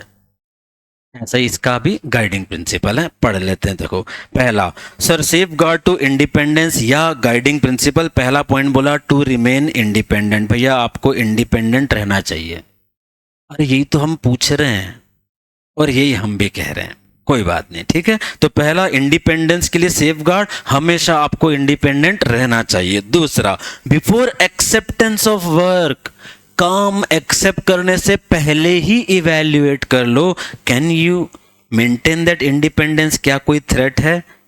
Third, if threat exist, eliminate that threat, put safeguard, and if unable to put safeguard, don't accept. चलो 4 पॉइंट हो गए। पहला, इंडिपेंडेंट रहना है। दूसरा पहले इवेल्युएट कर लो थ्रेट है क्या। तीसरा, उसको हटाने के लिए सेफ गार्ड लो। चौथा, नहीं ले पा रहे हो, नहीं रिमूव हो रहा है, बोलो बाबा आगे जाओ, we can not accept, that's it.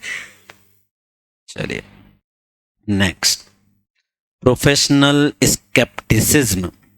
Professional scepticism, ऐसे 200 पूरा कहीं भी एक चैप्टर में नहीं दिया है, अलग अलग जगह। चैप्टर 1 में अभी हमने बात की थी overall objective of independent auditor, यहाँ पर है प्रोफेशनल स्केप्टिसिज्म चैप्टर 11 में। चलिए डिफाइन करेंगे फटाफट, क्या होता है। It's an attitude of auditor comprising 3 things, क्या क्या। Questioning mind, remain alert and critical evaluation of audit evidence, इसको हम कहते हैं प्रोफेशनल स्केप्टिसिज्म। 2 चीजें इसमें हमें पढ़ना है। सर इससे क्या रिस्क रिड्यूस होगी और इसमें क्या इंक्लूड होता है। कौन कौन सी रिस्क रिड्यूस होगी, 3 पॉइंट। पहला, over generalising the conclusion, overlooking the unusual transaction and inappropriate assumption for entity of FAP. ये 3 चीजों का रिस्क रिड्यूस हो जाएगा। 3 चीजों का रिस्क रिड्यूस हो जाएगा। क्या क्या है, over generalising the conclusion, overlooking the unusual transaction and inappropriate assumption for NT of FAP। ये 3 चीजों की रिस्क कम हो जाएगी साहब, ठीक है। इसमें क्या शामिल है, या एग्जाम्पल ऑफ प्रोफेशनल स्केप्टिसिज्म, इसमें 4 पॉइंट। पहला, audit evidence contradict other audit evidence. इसके एग्जाम्पल मतलब कैसे स्केप्टिसिज्म लग रहा है। सर हमने डेटर से कंफर्मेशन मंगाई, वो कुछ अलग बोल रहा है, मैनेजमेंट हमें रिटर्न रिप्रेजेंटेशन में कुछ अलग लिख के दे रहा है। मन में लड्डू फूटा, भाई या तो तू गलत है या वो गलत है। यही तो स्केप्टिसिज्म है, यही स्केप्टिसिज्म है। सो एग्जाम्पल, पहला, audit evidence contradict with other audit evidence. दूसरा, information bring question about reliability of document. हाथ में डॉक्यूमेंट आया, गाना बजेगा क्या, गोलमाल है, नहीं गाना तो नहीं बजता है। फिर सर डॉक्यूमेंट में कुछ ऐसा दिख रहा है, ओवर राइट है सर, ऐसा दिख रहा है ये 100 था, आगे 1 0 और बढ़ाया 1000 किया, इसको दिख रहा है ऐसा, तो थोड़ा दिमाग लगेगा, अरे यार कुछ तो गलत है, कुछ तो गलत है। So some information bring question about reliability of document. Sir आप सारे पेमेंट तो चेक से करते हो इस पार्टी के, ये वाला इनवॉइस आपने कैश में दिया क्यों, लड्डू फूटा ना मन में।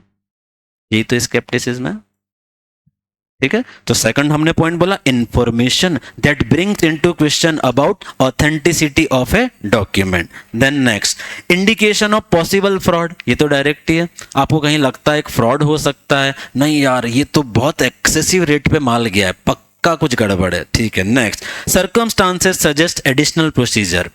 आपको कुछ ऐसी सिचुएशंस लगती है जहां आपको लगता है कि नहीं, we need to do more checking, comfort नहीं आ रहा, ये भी तो स्केप्टिसिज्म है। तो 4 एग्जाम्पल स्केप्टिसिज्म के। पहला, ऑडिट एविडेंस एक सोर्स से दूसरे सोर्स का कॉन्ट्राडिक्ट। फिर और इंफॉर्मेशन जिससे ऑथेंटिसिटी ऑफ डॉक्यूमेंट पे डाउट आता है। तीसरा, फ्रॉड का इंडिकेशन। चौथा, सर एडिशनल प्रोसीजर लगाने वाली सरकमस्टांसेस हैं। दैट्स इट बच्चों, प्रोफेशनल स्केप्टिसिज्म को अच्छे से तैयार कीजिएगा, ये टॉपिक हमेशा ही इंपॉर्टेंट रहेगा। अब बच्चों 3 स्टैंडर्ड, ये एथिक्स वाला पार्ट खत्म हुआ। एथिक्स के अंदर 2 अप्रोचेस देखी, इंडिपेंडेंस देखी, थ्रेड देखी, दैट्स इट, है ना, वो वाला पार्ट खत्म हो गया। अब अपने पास हाँ समय है, we have now 3 more standard to cover in chapter 11। Asset 210, agreeing the terms of audit engagement. Agreeing the terms of audit engagement, क्या क्या होता है इसके अंदर?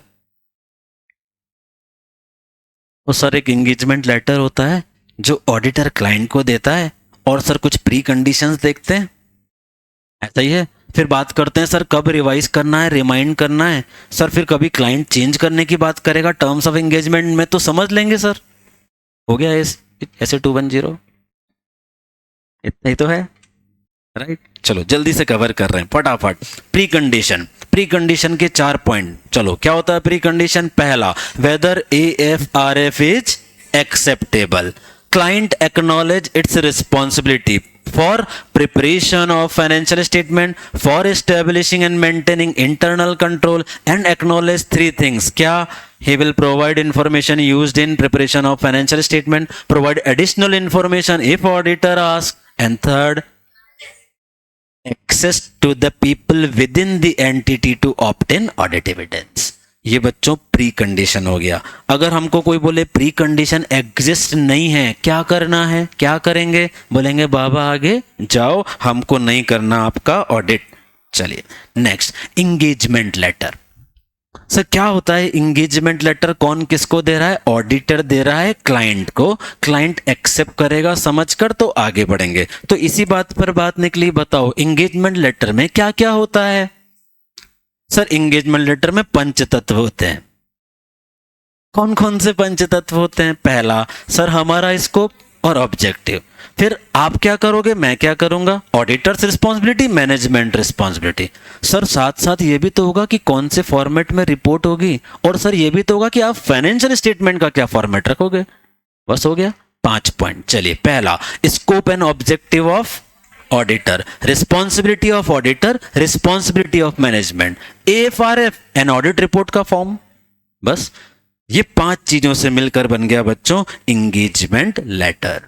इंगेजमेंट लेटर बच्चों ये एक ऑफ बीट डिस्कशन हमने जब पढ़ा है तब भी बार बार किया है कि क्या इंगेजमेंट लेटर हर एंटिटी का बनाना जरूरी है। तो यहां पर एक रूल है हमारे पास कि इफ लॉ और regulation prescribed in sufficient detail the objective and scope of audit and management acknowledge its responsibility and they understand it, then it is not necessary, then it is not necessary। ये एकदम एक exceptional scenario है, यानी कि sir law और regulation में audit का scope और ऑब्जेक्टिव डिटेल में दिया है, and management acknowledge that they understand their responsibility, तब हम जाके बोलेंगे कि sir it is not mandatory, otherwise it is always to be given as per ऐसे 210।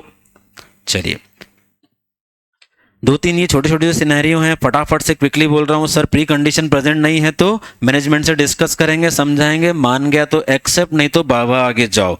Sir limitation prior to acceptance, sir accept नहीं किया उसके पहले ही लिमिटेशन लगा रहा है, नॉट टू एक्सेप्ट। नाउ अब इंपॉर्टेंट वाले पॉइंट पर आ रहे हैं, request from the entity to change in terms of engagement. बच्चों सब साथ में हो ना, चल रहा है ना बराबर, चले ना। चलो तो हमने बोला request from the entity to change the terms of engagement. अरे ऐसे ही तो 1.5 दिन में ऑडिट करना है एग्जाम वाले टाइम पे भी, कैसे करेंगे अदरवाइज? अपन तो 11 दिन में करने वाले हैं, आपको तो 1.5 दिन में करना है, राइट। तो साथ साथ तो पढ़ना पड़ेगा हमको। चलिए request from the entity to change the terms of engagement. बच्चों यहां पर एक दो बातें थोड़ी खास हैं जो अच्छे से हमें तैयार करना है। पहला सर हम बोलेंगे reason for entity to request change in terms of engagement, यानी सर जब एंटिटी टर्म्स ऑफ एंगेजमेंट में चेंज प्रपोज करती है तो सर इसकी सर्कमस्टांसेस या सिचुएशन सिर्फ यही हो सकती है, सिर्फ यही हो सकती है 3। क्या? पहला सर एक्चुअल में चेंज इन सर्कमस्टांसेस है, या फिर दे मिसअंडरस्टूड द ऑडिट या terms of engagement, and last they actually want to impose restriction. बताओ कौन सी जस्टिफाइबल है इसमें से? सर इसमें से 2 बातें जस्टिफाइबल है, चेंज इन सर्कमस्टांसेस और they misunderstood the terms of engagement. Restriction लगाने वाली बात तो हो ही नहीं सकती जस्टिफाई, तो हमने यहां पे लिख दिया change in circumstances and misunderstanding consider reasonable justification। ठीक है बच्चों, ये वाली बात समझ में आई। तो हमने बोला अगर एक एंटिटी टर्म्स ऑफ एंगेजमेंट में चेंज प्रपोज कर रही है, there then can be only 3 circumstances. बच्चों इसका जब क्वेश्चन आया तो बहुत ध्यान से देखना, क्या पूछना चाह रहा है कवि, सर्कमस्टांसेस पूछ रहा है या कुछ और पूछ रहा है। अभी और भी पढ़ने वाले ना, तो सर्कमस्टांसेस क्यों चेंज प्रपोज होगा, वो सिर्फ 3 ही होंगी, और उन 3 में से ये 2 जस्टिफाइबल है। अब आगे बढ़ रहे हैं। Now what auditor should consider before agreeing to change in terms of engagement? Sir management ने एक चेंज प्रपोज किया, क्या करना चाहिए, एक्सेप्ट कर लें, रिजेक्ट करें, मना करें, इसको इवेल्युएट करने की बात हो रही है। चलिए तो हम समझते हैं क्या करना है। 2 सिचुएशन बनाते हैं। पहली सिचुएशन, मैनेजमेंट ने एक चेंज प्रपोज किया। सबसे पहले देखेंगे क्या जस्टिफाइबल है। अभी मैंने पढ़ा दिया आपको जस्टिफाइबल कौन कौन सी 2 सिचुएशन होगी, एक्चुअल चेंज इन सर्कमस्टांसेस और दे मिसअंडरस्टूड। तो हम देखेंगे क्या जस्टिफाइबल है। सर है, accept, issue new engagement letter, बात खत्म। ठीक है। अब सर उन्होंने एक चेंज प्रपोज किया है, और सर इस चेंज के कारण क्या हो रहा है, sir engagement results into A lower level of assurance engagement. ये सबको टर्म समझ में आ गई। सर ऑडिट में तो सबसे हाई वाला होता है। मैनेजमेंट ने बोला नहीं नहीं नहीं सर, ऑडिट नहीं करवाना, सर रिव्यू करवाना था, गलती से मिस्टेक हो गई, हमें तो रिव्यू करवाना था। नहीं नहीं सर, हमें तो आपसे फाइनेंशियल स्टेटमेंट बनवाने थे, ऑडिट नहीं करवाना सर। तो engagement changed into either review और अदर सर्विसेज। दोनों क्या है, लोअर लेवल ऑफ अश्योरेंस है, लोअर लेवल ऑफ अश्योरेंस है। तो वापस सब चार्ट बनाते हैं। सर एंटिटी ने प्रपोज किया एक change which results into A lower level of assurance. ठीक है, वापस से क्या जस्टिफाइबल है, क्या सच में गलती से मिस्टेक हुई है, सच में वो सिर्फ रिव्यू करना चाहते थे, लग रहा है हाँ yes justifiable, accept, issue new engagement letter. यहां तक की तो बात बराबर हो गई।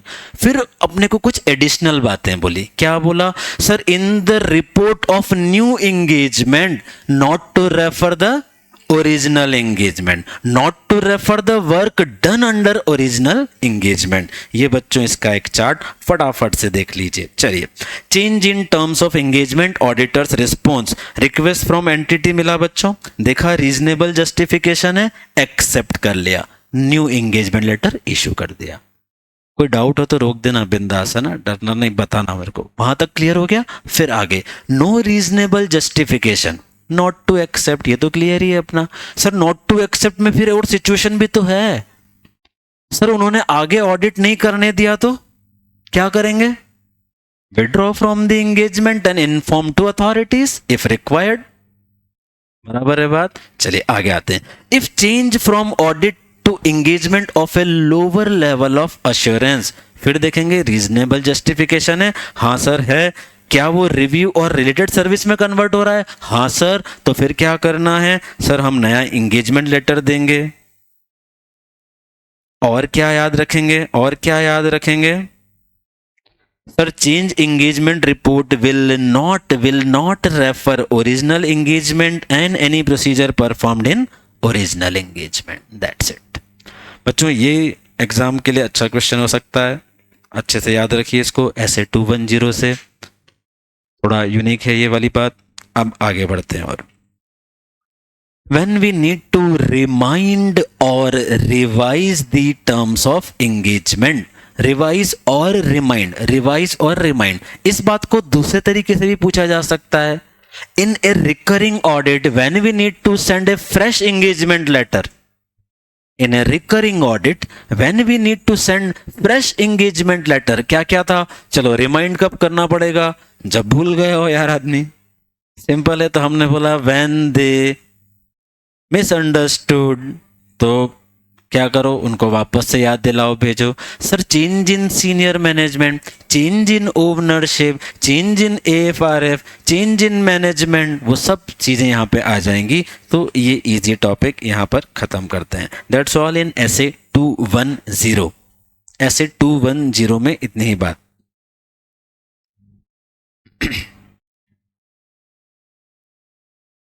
पूछना है कुछ, चलो आगे। चलिए अब आते हैं बच्चों SQC and SA 220 चैप्टर 11 का लास्ट जो पार्ट हमारे पास बचा। SQC और SA 220 both are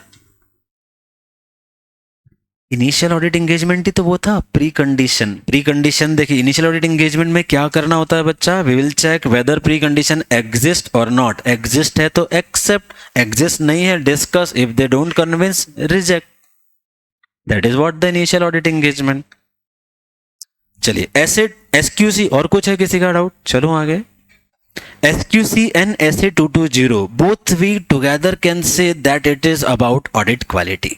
audit quality. क्या SQC सिर्फ ऑडिट पर लगता है? Tell me,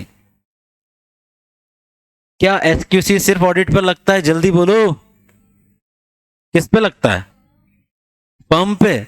all engagements executed by firm, all engagement पे लगता है। चलो तो ये सामने टेबल बनाई हुई हमने SQC और SA 220 का डिफरेंस। पहला, SQC applicable on all type of engagements यानी audit, review, other assurance and other related services. फिर लिखा है अप्लाइज टू एंटायर फर्म, यानी फर्म में जो भी होगा वो उस पर लग जाएगा। SA 220 में सामने क्या लिखा है? Applies only to audit engagement and particular audit engagement only, यानी इंडिविजुअली लगाया जाएगा। देन रिस्पॉन्सिबिलिटी किसकी है? SQC उस फर्म के मैनेजिंग पार्टनर की, सीनियर मोस्ट पर्सन की। इधर SA 220 में बात करें किसकी रिस्पॉन्सिबिलिटी है? Engagement partner. कौन होता है एंगेजमेंट पार्टनर, जरा बताओ।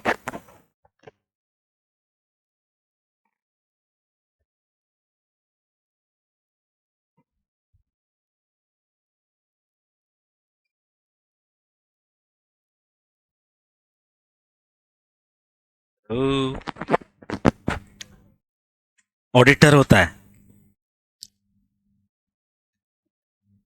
हाँ बेटा। अरे एंगेजमेंट पार्टनर कौन होता है?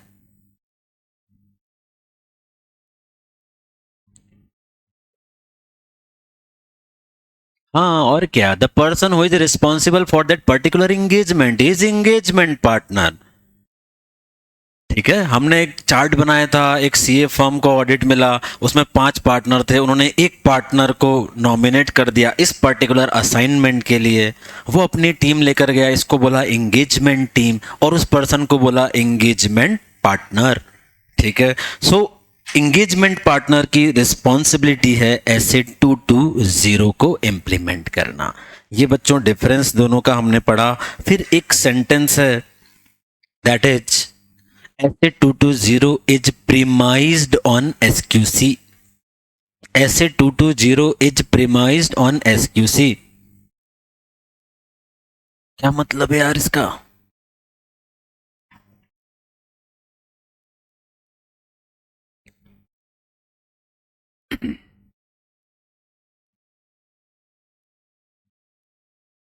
अरे रिवीजन है भाई। Yes, how, explain.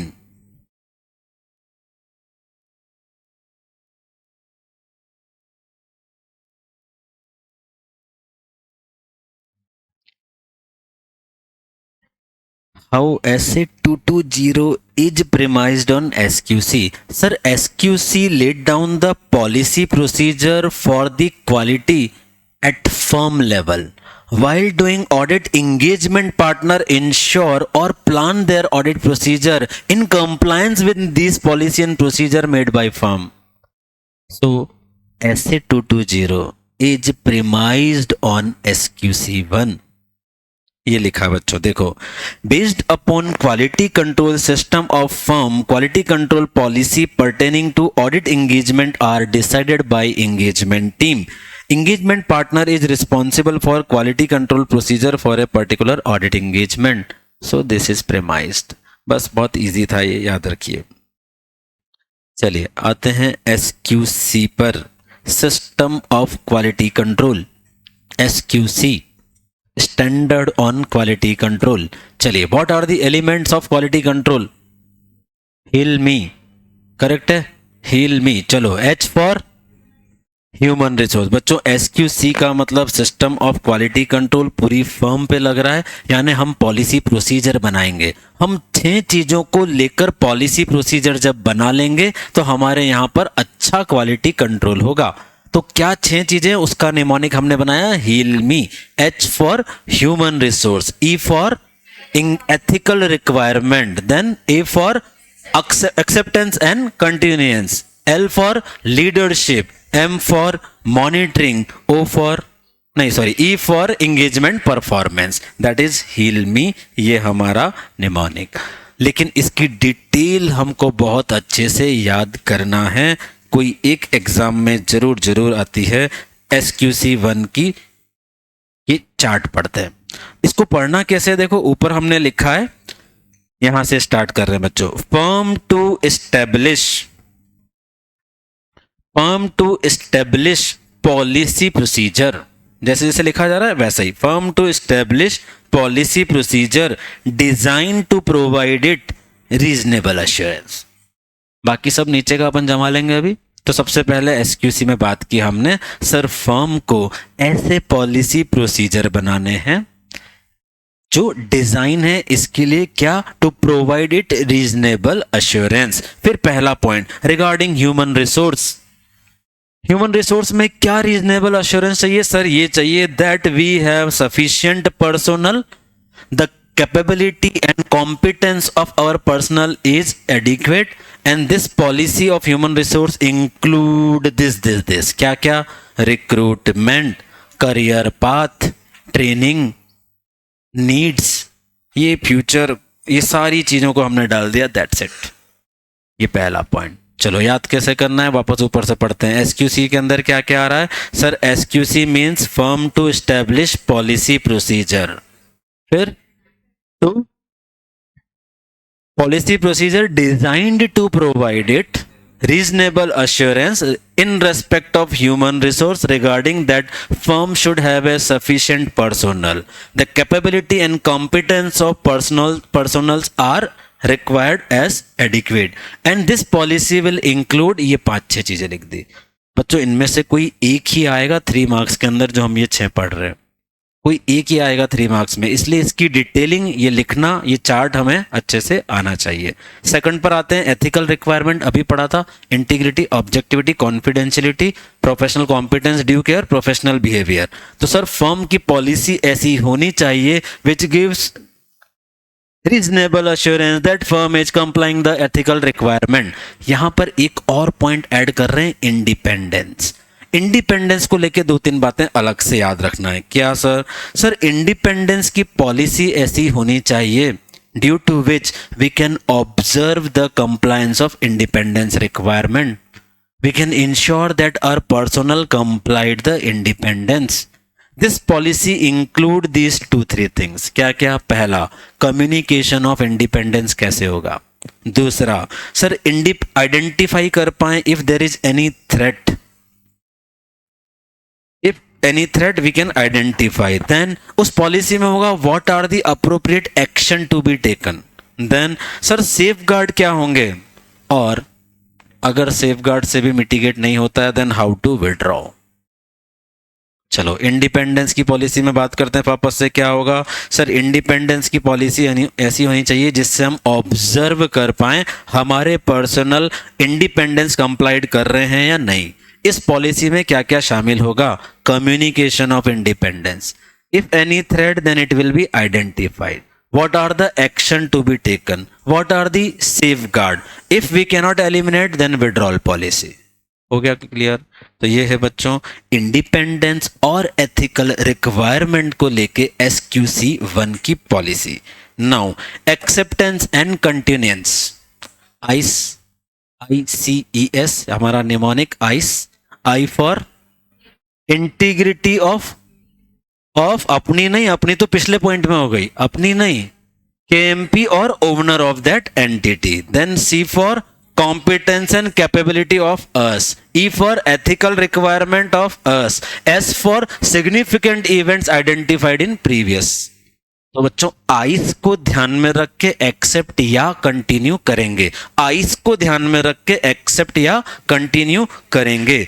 चलिए इसमें एक और पॉइंट जुड़ जाता है कि सर वो की मैनेजियल पर्सन की, ओनर की इंटीग्रिटी कैसे चेक करेंगे, तो ये 5-6 पॉइंट लिख दिए। Whether there is any money laundering proceeding pending, कोई क्रिमिनल केस है क्या, प्रीवियस ऑडिटर को कंटिन्यू क्यों नहीं किया, उनका attitude towards accounting standard and internal control, उनका business reputation, business practices, restriction impose, इन सब से उनकी इंटीग्रिटी पता चलेगी।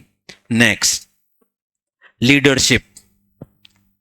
लीडरशिप, हमारा नेता कैसा हो, तो हमने बोला था सर ऐसा हो जो क्वालिटी पर फोकस करे, क्वालिटी को सुप्रीम एम्फेसिस रखे, ओवरऑल रिस्पॉन्सिबिलिटी ले, ओवरऑल रिस्पॉन्सिबिलिटी ले, यही तो यहाँ पे है। चलिए देखिए, लीडरशिप ओवरऑल रिस्पॉन्सिबल बने, एम्फेसिस रखे क्वालिटी पर, कंप्लायंस करे एथिकल रिक्वायरमेंट का, कंप्लायंस करे फर्म की पॉलिसी का, और उसके साथ टीम फियरलेस अपनी बात कर पाए। बहुत बढ़िया नेता है। Leadership requirement, leadership. Next, monitoring. Monitor का मतलब हमने बात की, हमेशा मॉनिटर मैडम की एब्सेंस में मॉनिटर होता है क्लास में, जो देखता है कि क्या अभी भी चीजें सही चल रही है। जब सर या मैडम थे तब तो सब बात नहीं कर रहे थे, उनके जाने पे ही करते हैं, इसलिए मॉनिटर को बोल के जाते हैं, ध्यान रखना। तो मॉनिटर क्या करते हैं हम, सर क्या क्वालिटी कंट्रोल पॉलिसी प्रोसीजर आज भी एडिक्वेट हैं, रिलीवेंट हैं, ऑपरेटिंग इफेक्टिवली हैं, क्या आज भी एडिक्वेट हैं, रिलीवेंट हैं और वर्किंग ऑपरेटिंग इफेक्टिवली हैं, इस बात को देखना कहलाता है मॉनिटर करना।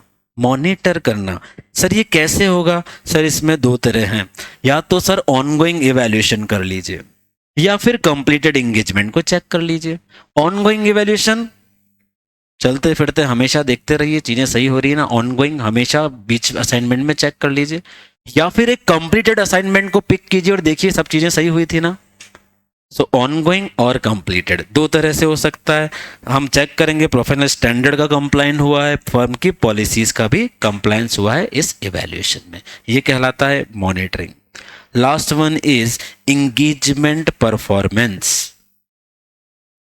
हम ऐसे पॉलिसी प्रोसीजर बनाएंगे, इस तरह से डिजाइन करेंगे which gives us a reasonable assurance that firm ने जब एंगेजमेंट परफॉर्म किया then it is performed with compliance of professional standard and quality. उसके बारे में 3-4 बातें लिख दी। कैसे सर, पहला, टीम को अच्छे से ब्रीफ करो, टीम के साथ कंसल्टेशन करो, सुपरवाइज करो, रिव्यू करो, अच्छे से डॉक्यूमेंट की असेंबली वाले पॉइंट क्लियर करो, क्वालिटी कंट्रोल रिव्यू एप्लीकेबल है तो वो भी करवाओ। इससे क्या होगा, एंगेजमेंट परफॉर्मेंस अच्छा हो जाएगा। बच्चों ये 6 की 6 पॉइंट एकदम भयानक वाली थ्योरी, लेकिन इस चार्ट के बेसिस पे आप हमेशा लिख पाएंगे। इस फ्लो को याद रखें, इसी तरह से पढ़ें, ये हमेशा आप अच्छे से लिख पाओगे, ये मेरी गारंटी है। थोड़ा सा तैयार कर लीजिए इसको। नेक्स्ट आते हैं essay 220। essay 220, चलो पहले एक question, why we need SQC?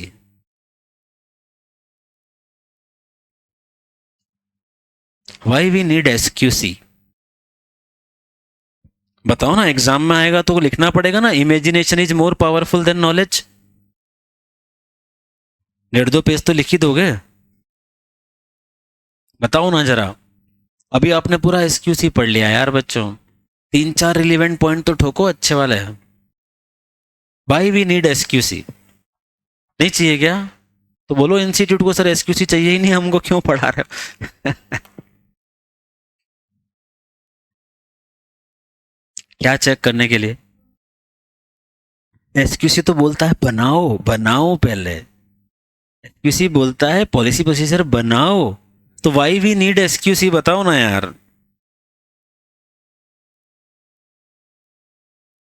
ये लीजिए SQC का need, issued to provide guidance regarding firm's responsibility for its system of quality control। क्यों SQC लाया गया है? ताकि एक फर्म अपनी जिम्मेदारियां, रिस्पॉन्सिबिलिटी फ्रिज कर पाए इन respect of quality. Next, for audit review other assurance and related services, जो भी करेंगे उस पे लगेगा, ठीक है। Firm and it's personal comply with professional standard, ये भी इससे इंश्योर हो जाएगा। बेसिक ऑब्जेक्टिव है while performing engagement system of quality control professional standard follow. यार ये 3-4 बातें तो जनरल जनरल थी, 2-3 तो देते हैं आप अच्छी। क्या कर रहे हो? ऐसा कुछ एग्जाम में भी तो आ सकता है क्वेश्चन जो सोच के लिखना पड़ेगा। सब कुछ ऐसा पढ़ा हुआ थोड़ी आएगा कि वो पेज पे लिखा था याद आता जा रहा है और लिखते जा रहे हैं अपन। चलिए, ऐसे 220 लास्ट टॉपिक फॉर चैप्टर 11।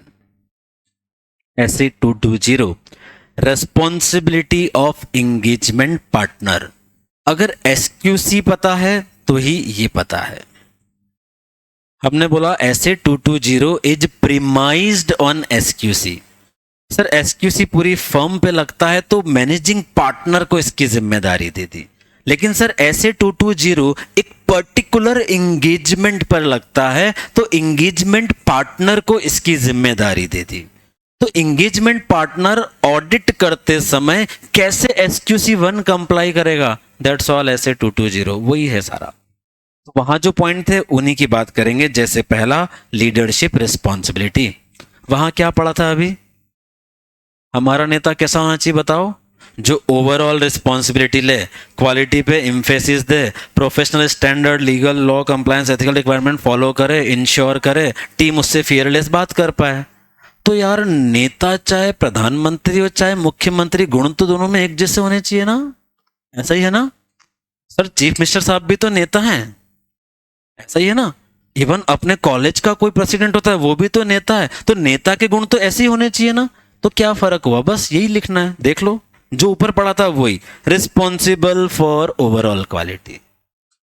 जो बात आपने एसक्यूसी में फर्म लेवल पर बोली, यहां ऑडिट एंगेजमेंट में एंगेजमेंट पार्टनर को बोल के लिख देंगे। सर एंगेजमेंट पार्टनर ऐसा लीडर होना चाहिए, he should be responsible for overall quality. फिर सर एम्फेसिस होना चाहिए एंगेजमेंट पार्टनर का for audit quality. He should emphasise that work as per professional standard हो, लीगल रिक्वायरमेंट हो, फर्म की पॉलिसीज कंप्लाई हो, हमारी रिपोर्ट सिचुएशन में अप्रोप्रिएट हो और टीम फियरलेस उससे कंसर्न बता पाए। यही तो ऊपर भी था ना अभी। मैंने बोला ना नेता कैसा भी हो, गुण तो नेता के एक जैसे ही चाहिए। डन, ये समझ में आया सबको?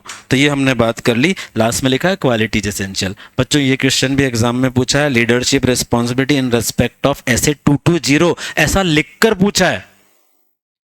तो आपको ये देखना पड़ेगा जब लीडरशिप पूछा जाए तो क्या है, ऐसे 220 या एसक्यूसी है, उसके अकॉर्डिंग आप एंगेजमेंट पार्टनर या फर्म की बात कर लीजिए। एसक्यूसी बोला है तो फर्म पे बात कीजिए और एंगेजमेंट पार्टनर आ जाएगा ऐसे 220 में। चलिए, रिलीवेंट एथिकल रिक्वायरमेंट पढ़ा था क्या ऊपर? अभी ये भी पढ़ा था। हमने बोला वहां पर 5 एथिकल रिक्वायरमेंट और इंडिपेंडेंस, वही अप्लाई कर देते हैं। सर एंगेजमेंट पार्टनर को इंश्योर करना पड़ेगा कि एथिकल रिक्वायरमेंट सेटिस्फाइड हो, फर्म की पॉलिसीज कंप्लाई हो, इंडिपेंडेंस कंप्लाई हो, कोई ब्रीच आए तो पता चल जाए। यही सब बातें यहाँ लिखी है।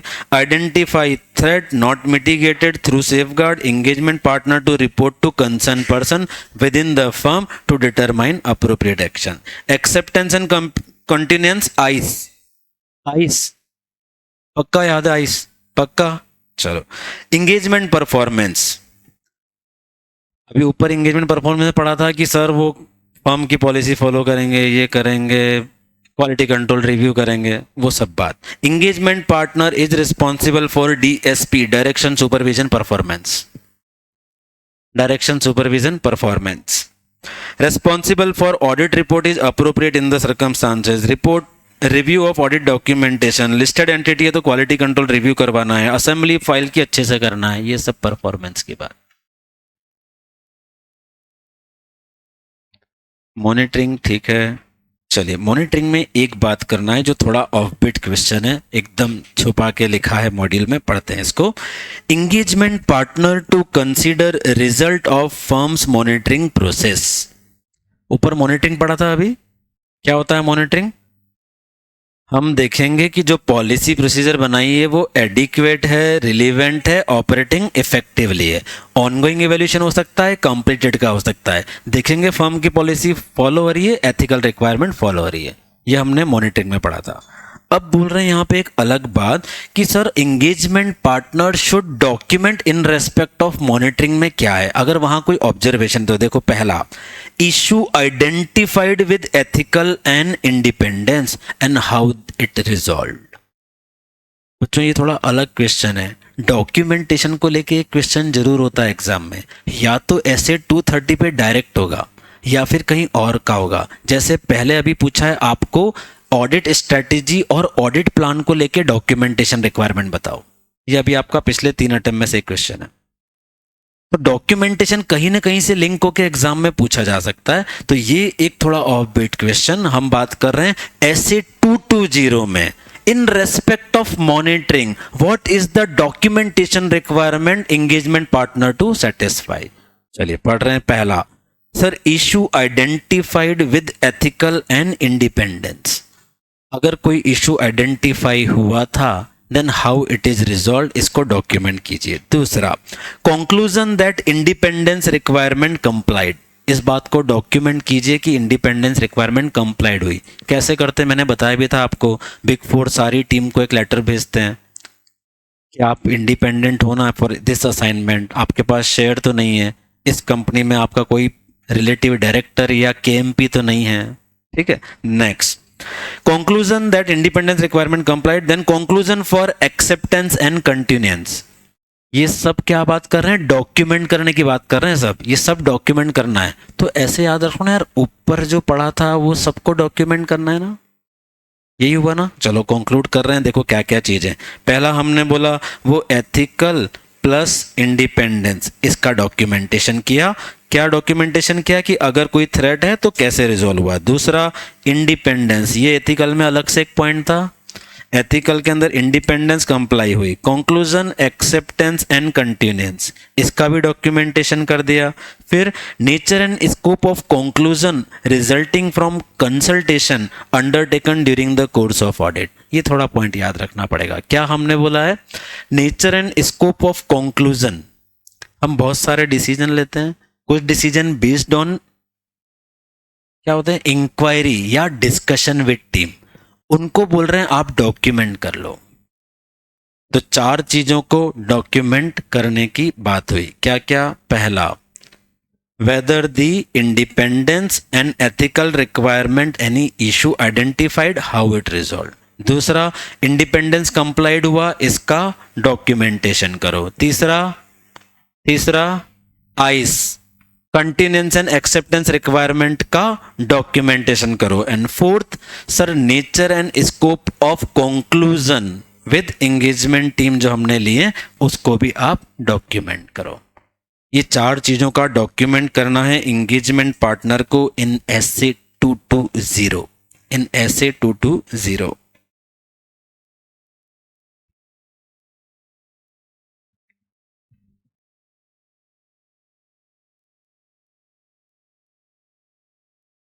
चलिए बच्चों, ये मोटा मोटी हमने सब कवर कर लिया। आपको मैंने चैप्टर 1 के क्वेश्चन बता दिए थे। मई 24 में इनहेरेंट लिमिटेशन आया। सितंबर 24 में ऐसे 200 स्कूप ऑफ ऑडिट पे बात हुई। फिर जनवरी 25 में प्रोस्पेक्टिव और हिस्टोरिकल फाइनेंशियल स्टेटमेंट की बात हुई। अभी चैप्टर 11 से देखो आप, हर अटेम्प्ट में 2 क्वेश्चन है। समझ लेते हैं। देखो पहला, मई 24, fundamental principle of professional ethics, 3 marks. मतलब आपको कोई 3 एग्जाम्पल दिए होंगे और पूछा होगा इनको ही बताओ। फिर सितंबर 24 में सामने matters to be included in engagement letter, याद है क्या? अभी पढ़े थे 5 चीजें, पंच तत्व, याद है? चलो next, threads to identify, 6 thread दी थी, 6 एग्जाम्पल दिए थे। आपको लिखना था कौन सी थ्रेड है। 5 मार्क्स में 6 एग्जाम्पल दिए थे। नीचे आते हैं, responsibility of engagement partner for quality control review. ये एक लास्ट स्लाइड जो अभी मैं आपको दिखा रहा था, पर फिर ऐसा लगा कि आपने बोला सर बस चलो फिर भी एक बार पढ़ा देते हैं यार, कोई बात नहीं। Engagement partners duty in respect of quality control review. देखो बच्चों बहुत इजी है ये वाला। तो क्वालिटी कंट्रोल रिव्यू क्या होता है, किस पे एप्लीकेबल है? Correct, in case of audit of listed entity it is mandatory.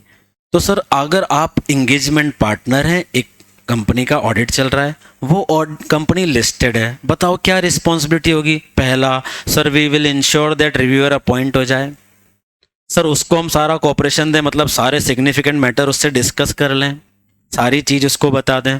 Sir जब तक वो कंक्लूड ना करें, हम हमारी ऑडिट रिपोर्ट साइन न करें, यानी ऑडिट रिपोर्ट कंक्लूड नहीं करें। और लास्ट में सर उनकी और हमारी ओपिनियन में अगर कोई डिफरेंस आता है तो फर्म की पॉलिसी के अकॉर्डिंग रिजॉल्व कर लें। यही 4 पॉइंट रिस्पॉन्सिबिलिटी है इन respect of quality control, responsibility of engagement partner. बच्चों ये ऐसे ऑफ बीट क्वेश्चन है, जब एग्जाम में आ जाएंगे उसके बाद सबके नोट्स में भी आ जाएंगे। तो अपने को वाले नोट्स पढ़ने ही नहीं ना, यही वाले पढ़ने हैं ना जिसमें अभी है। ठीक है, तो ये थोड़ा सा अच्छे से तैयार कर लीजिए, इसको अच्छे से ध्यान रखिए। डन। चलो 11 का एक और क्वेश्चन जो देख रहे थे वो वाला पढ़ लेते हैं पहले। Responsibility of engagement partner for quality control review देख लिया। फंडामेंटल प्रिंसिपल कॉन्फिडेंशियलिटी 3 मार्क का क्वेश्चन आया था ये।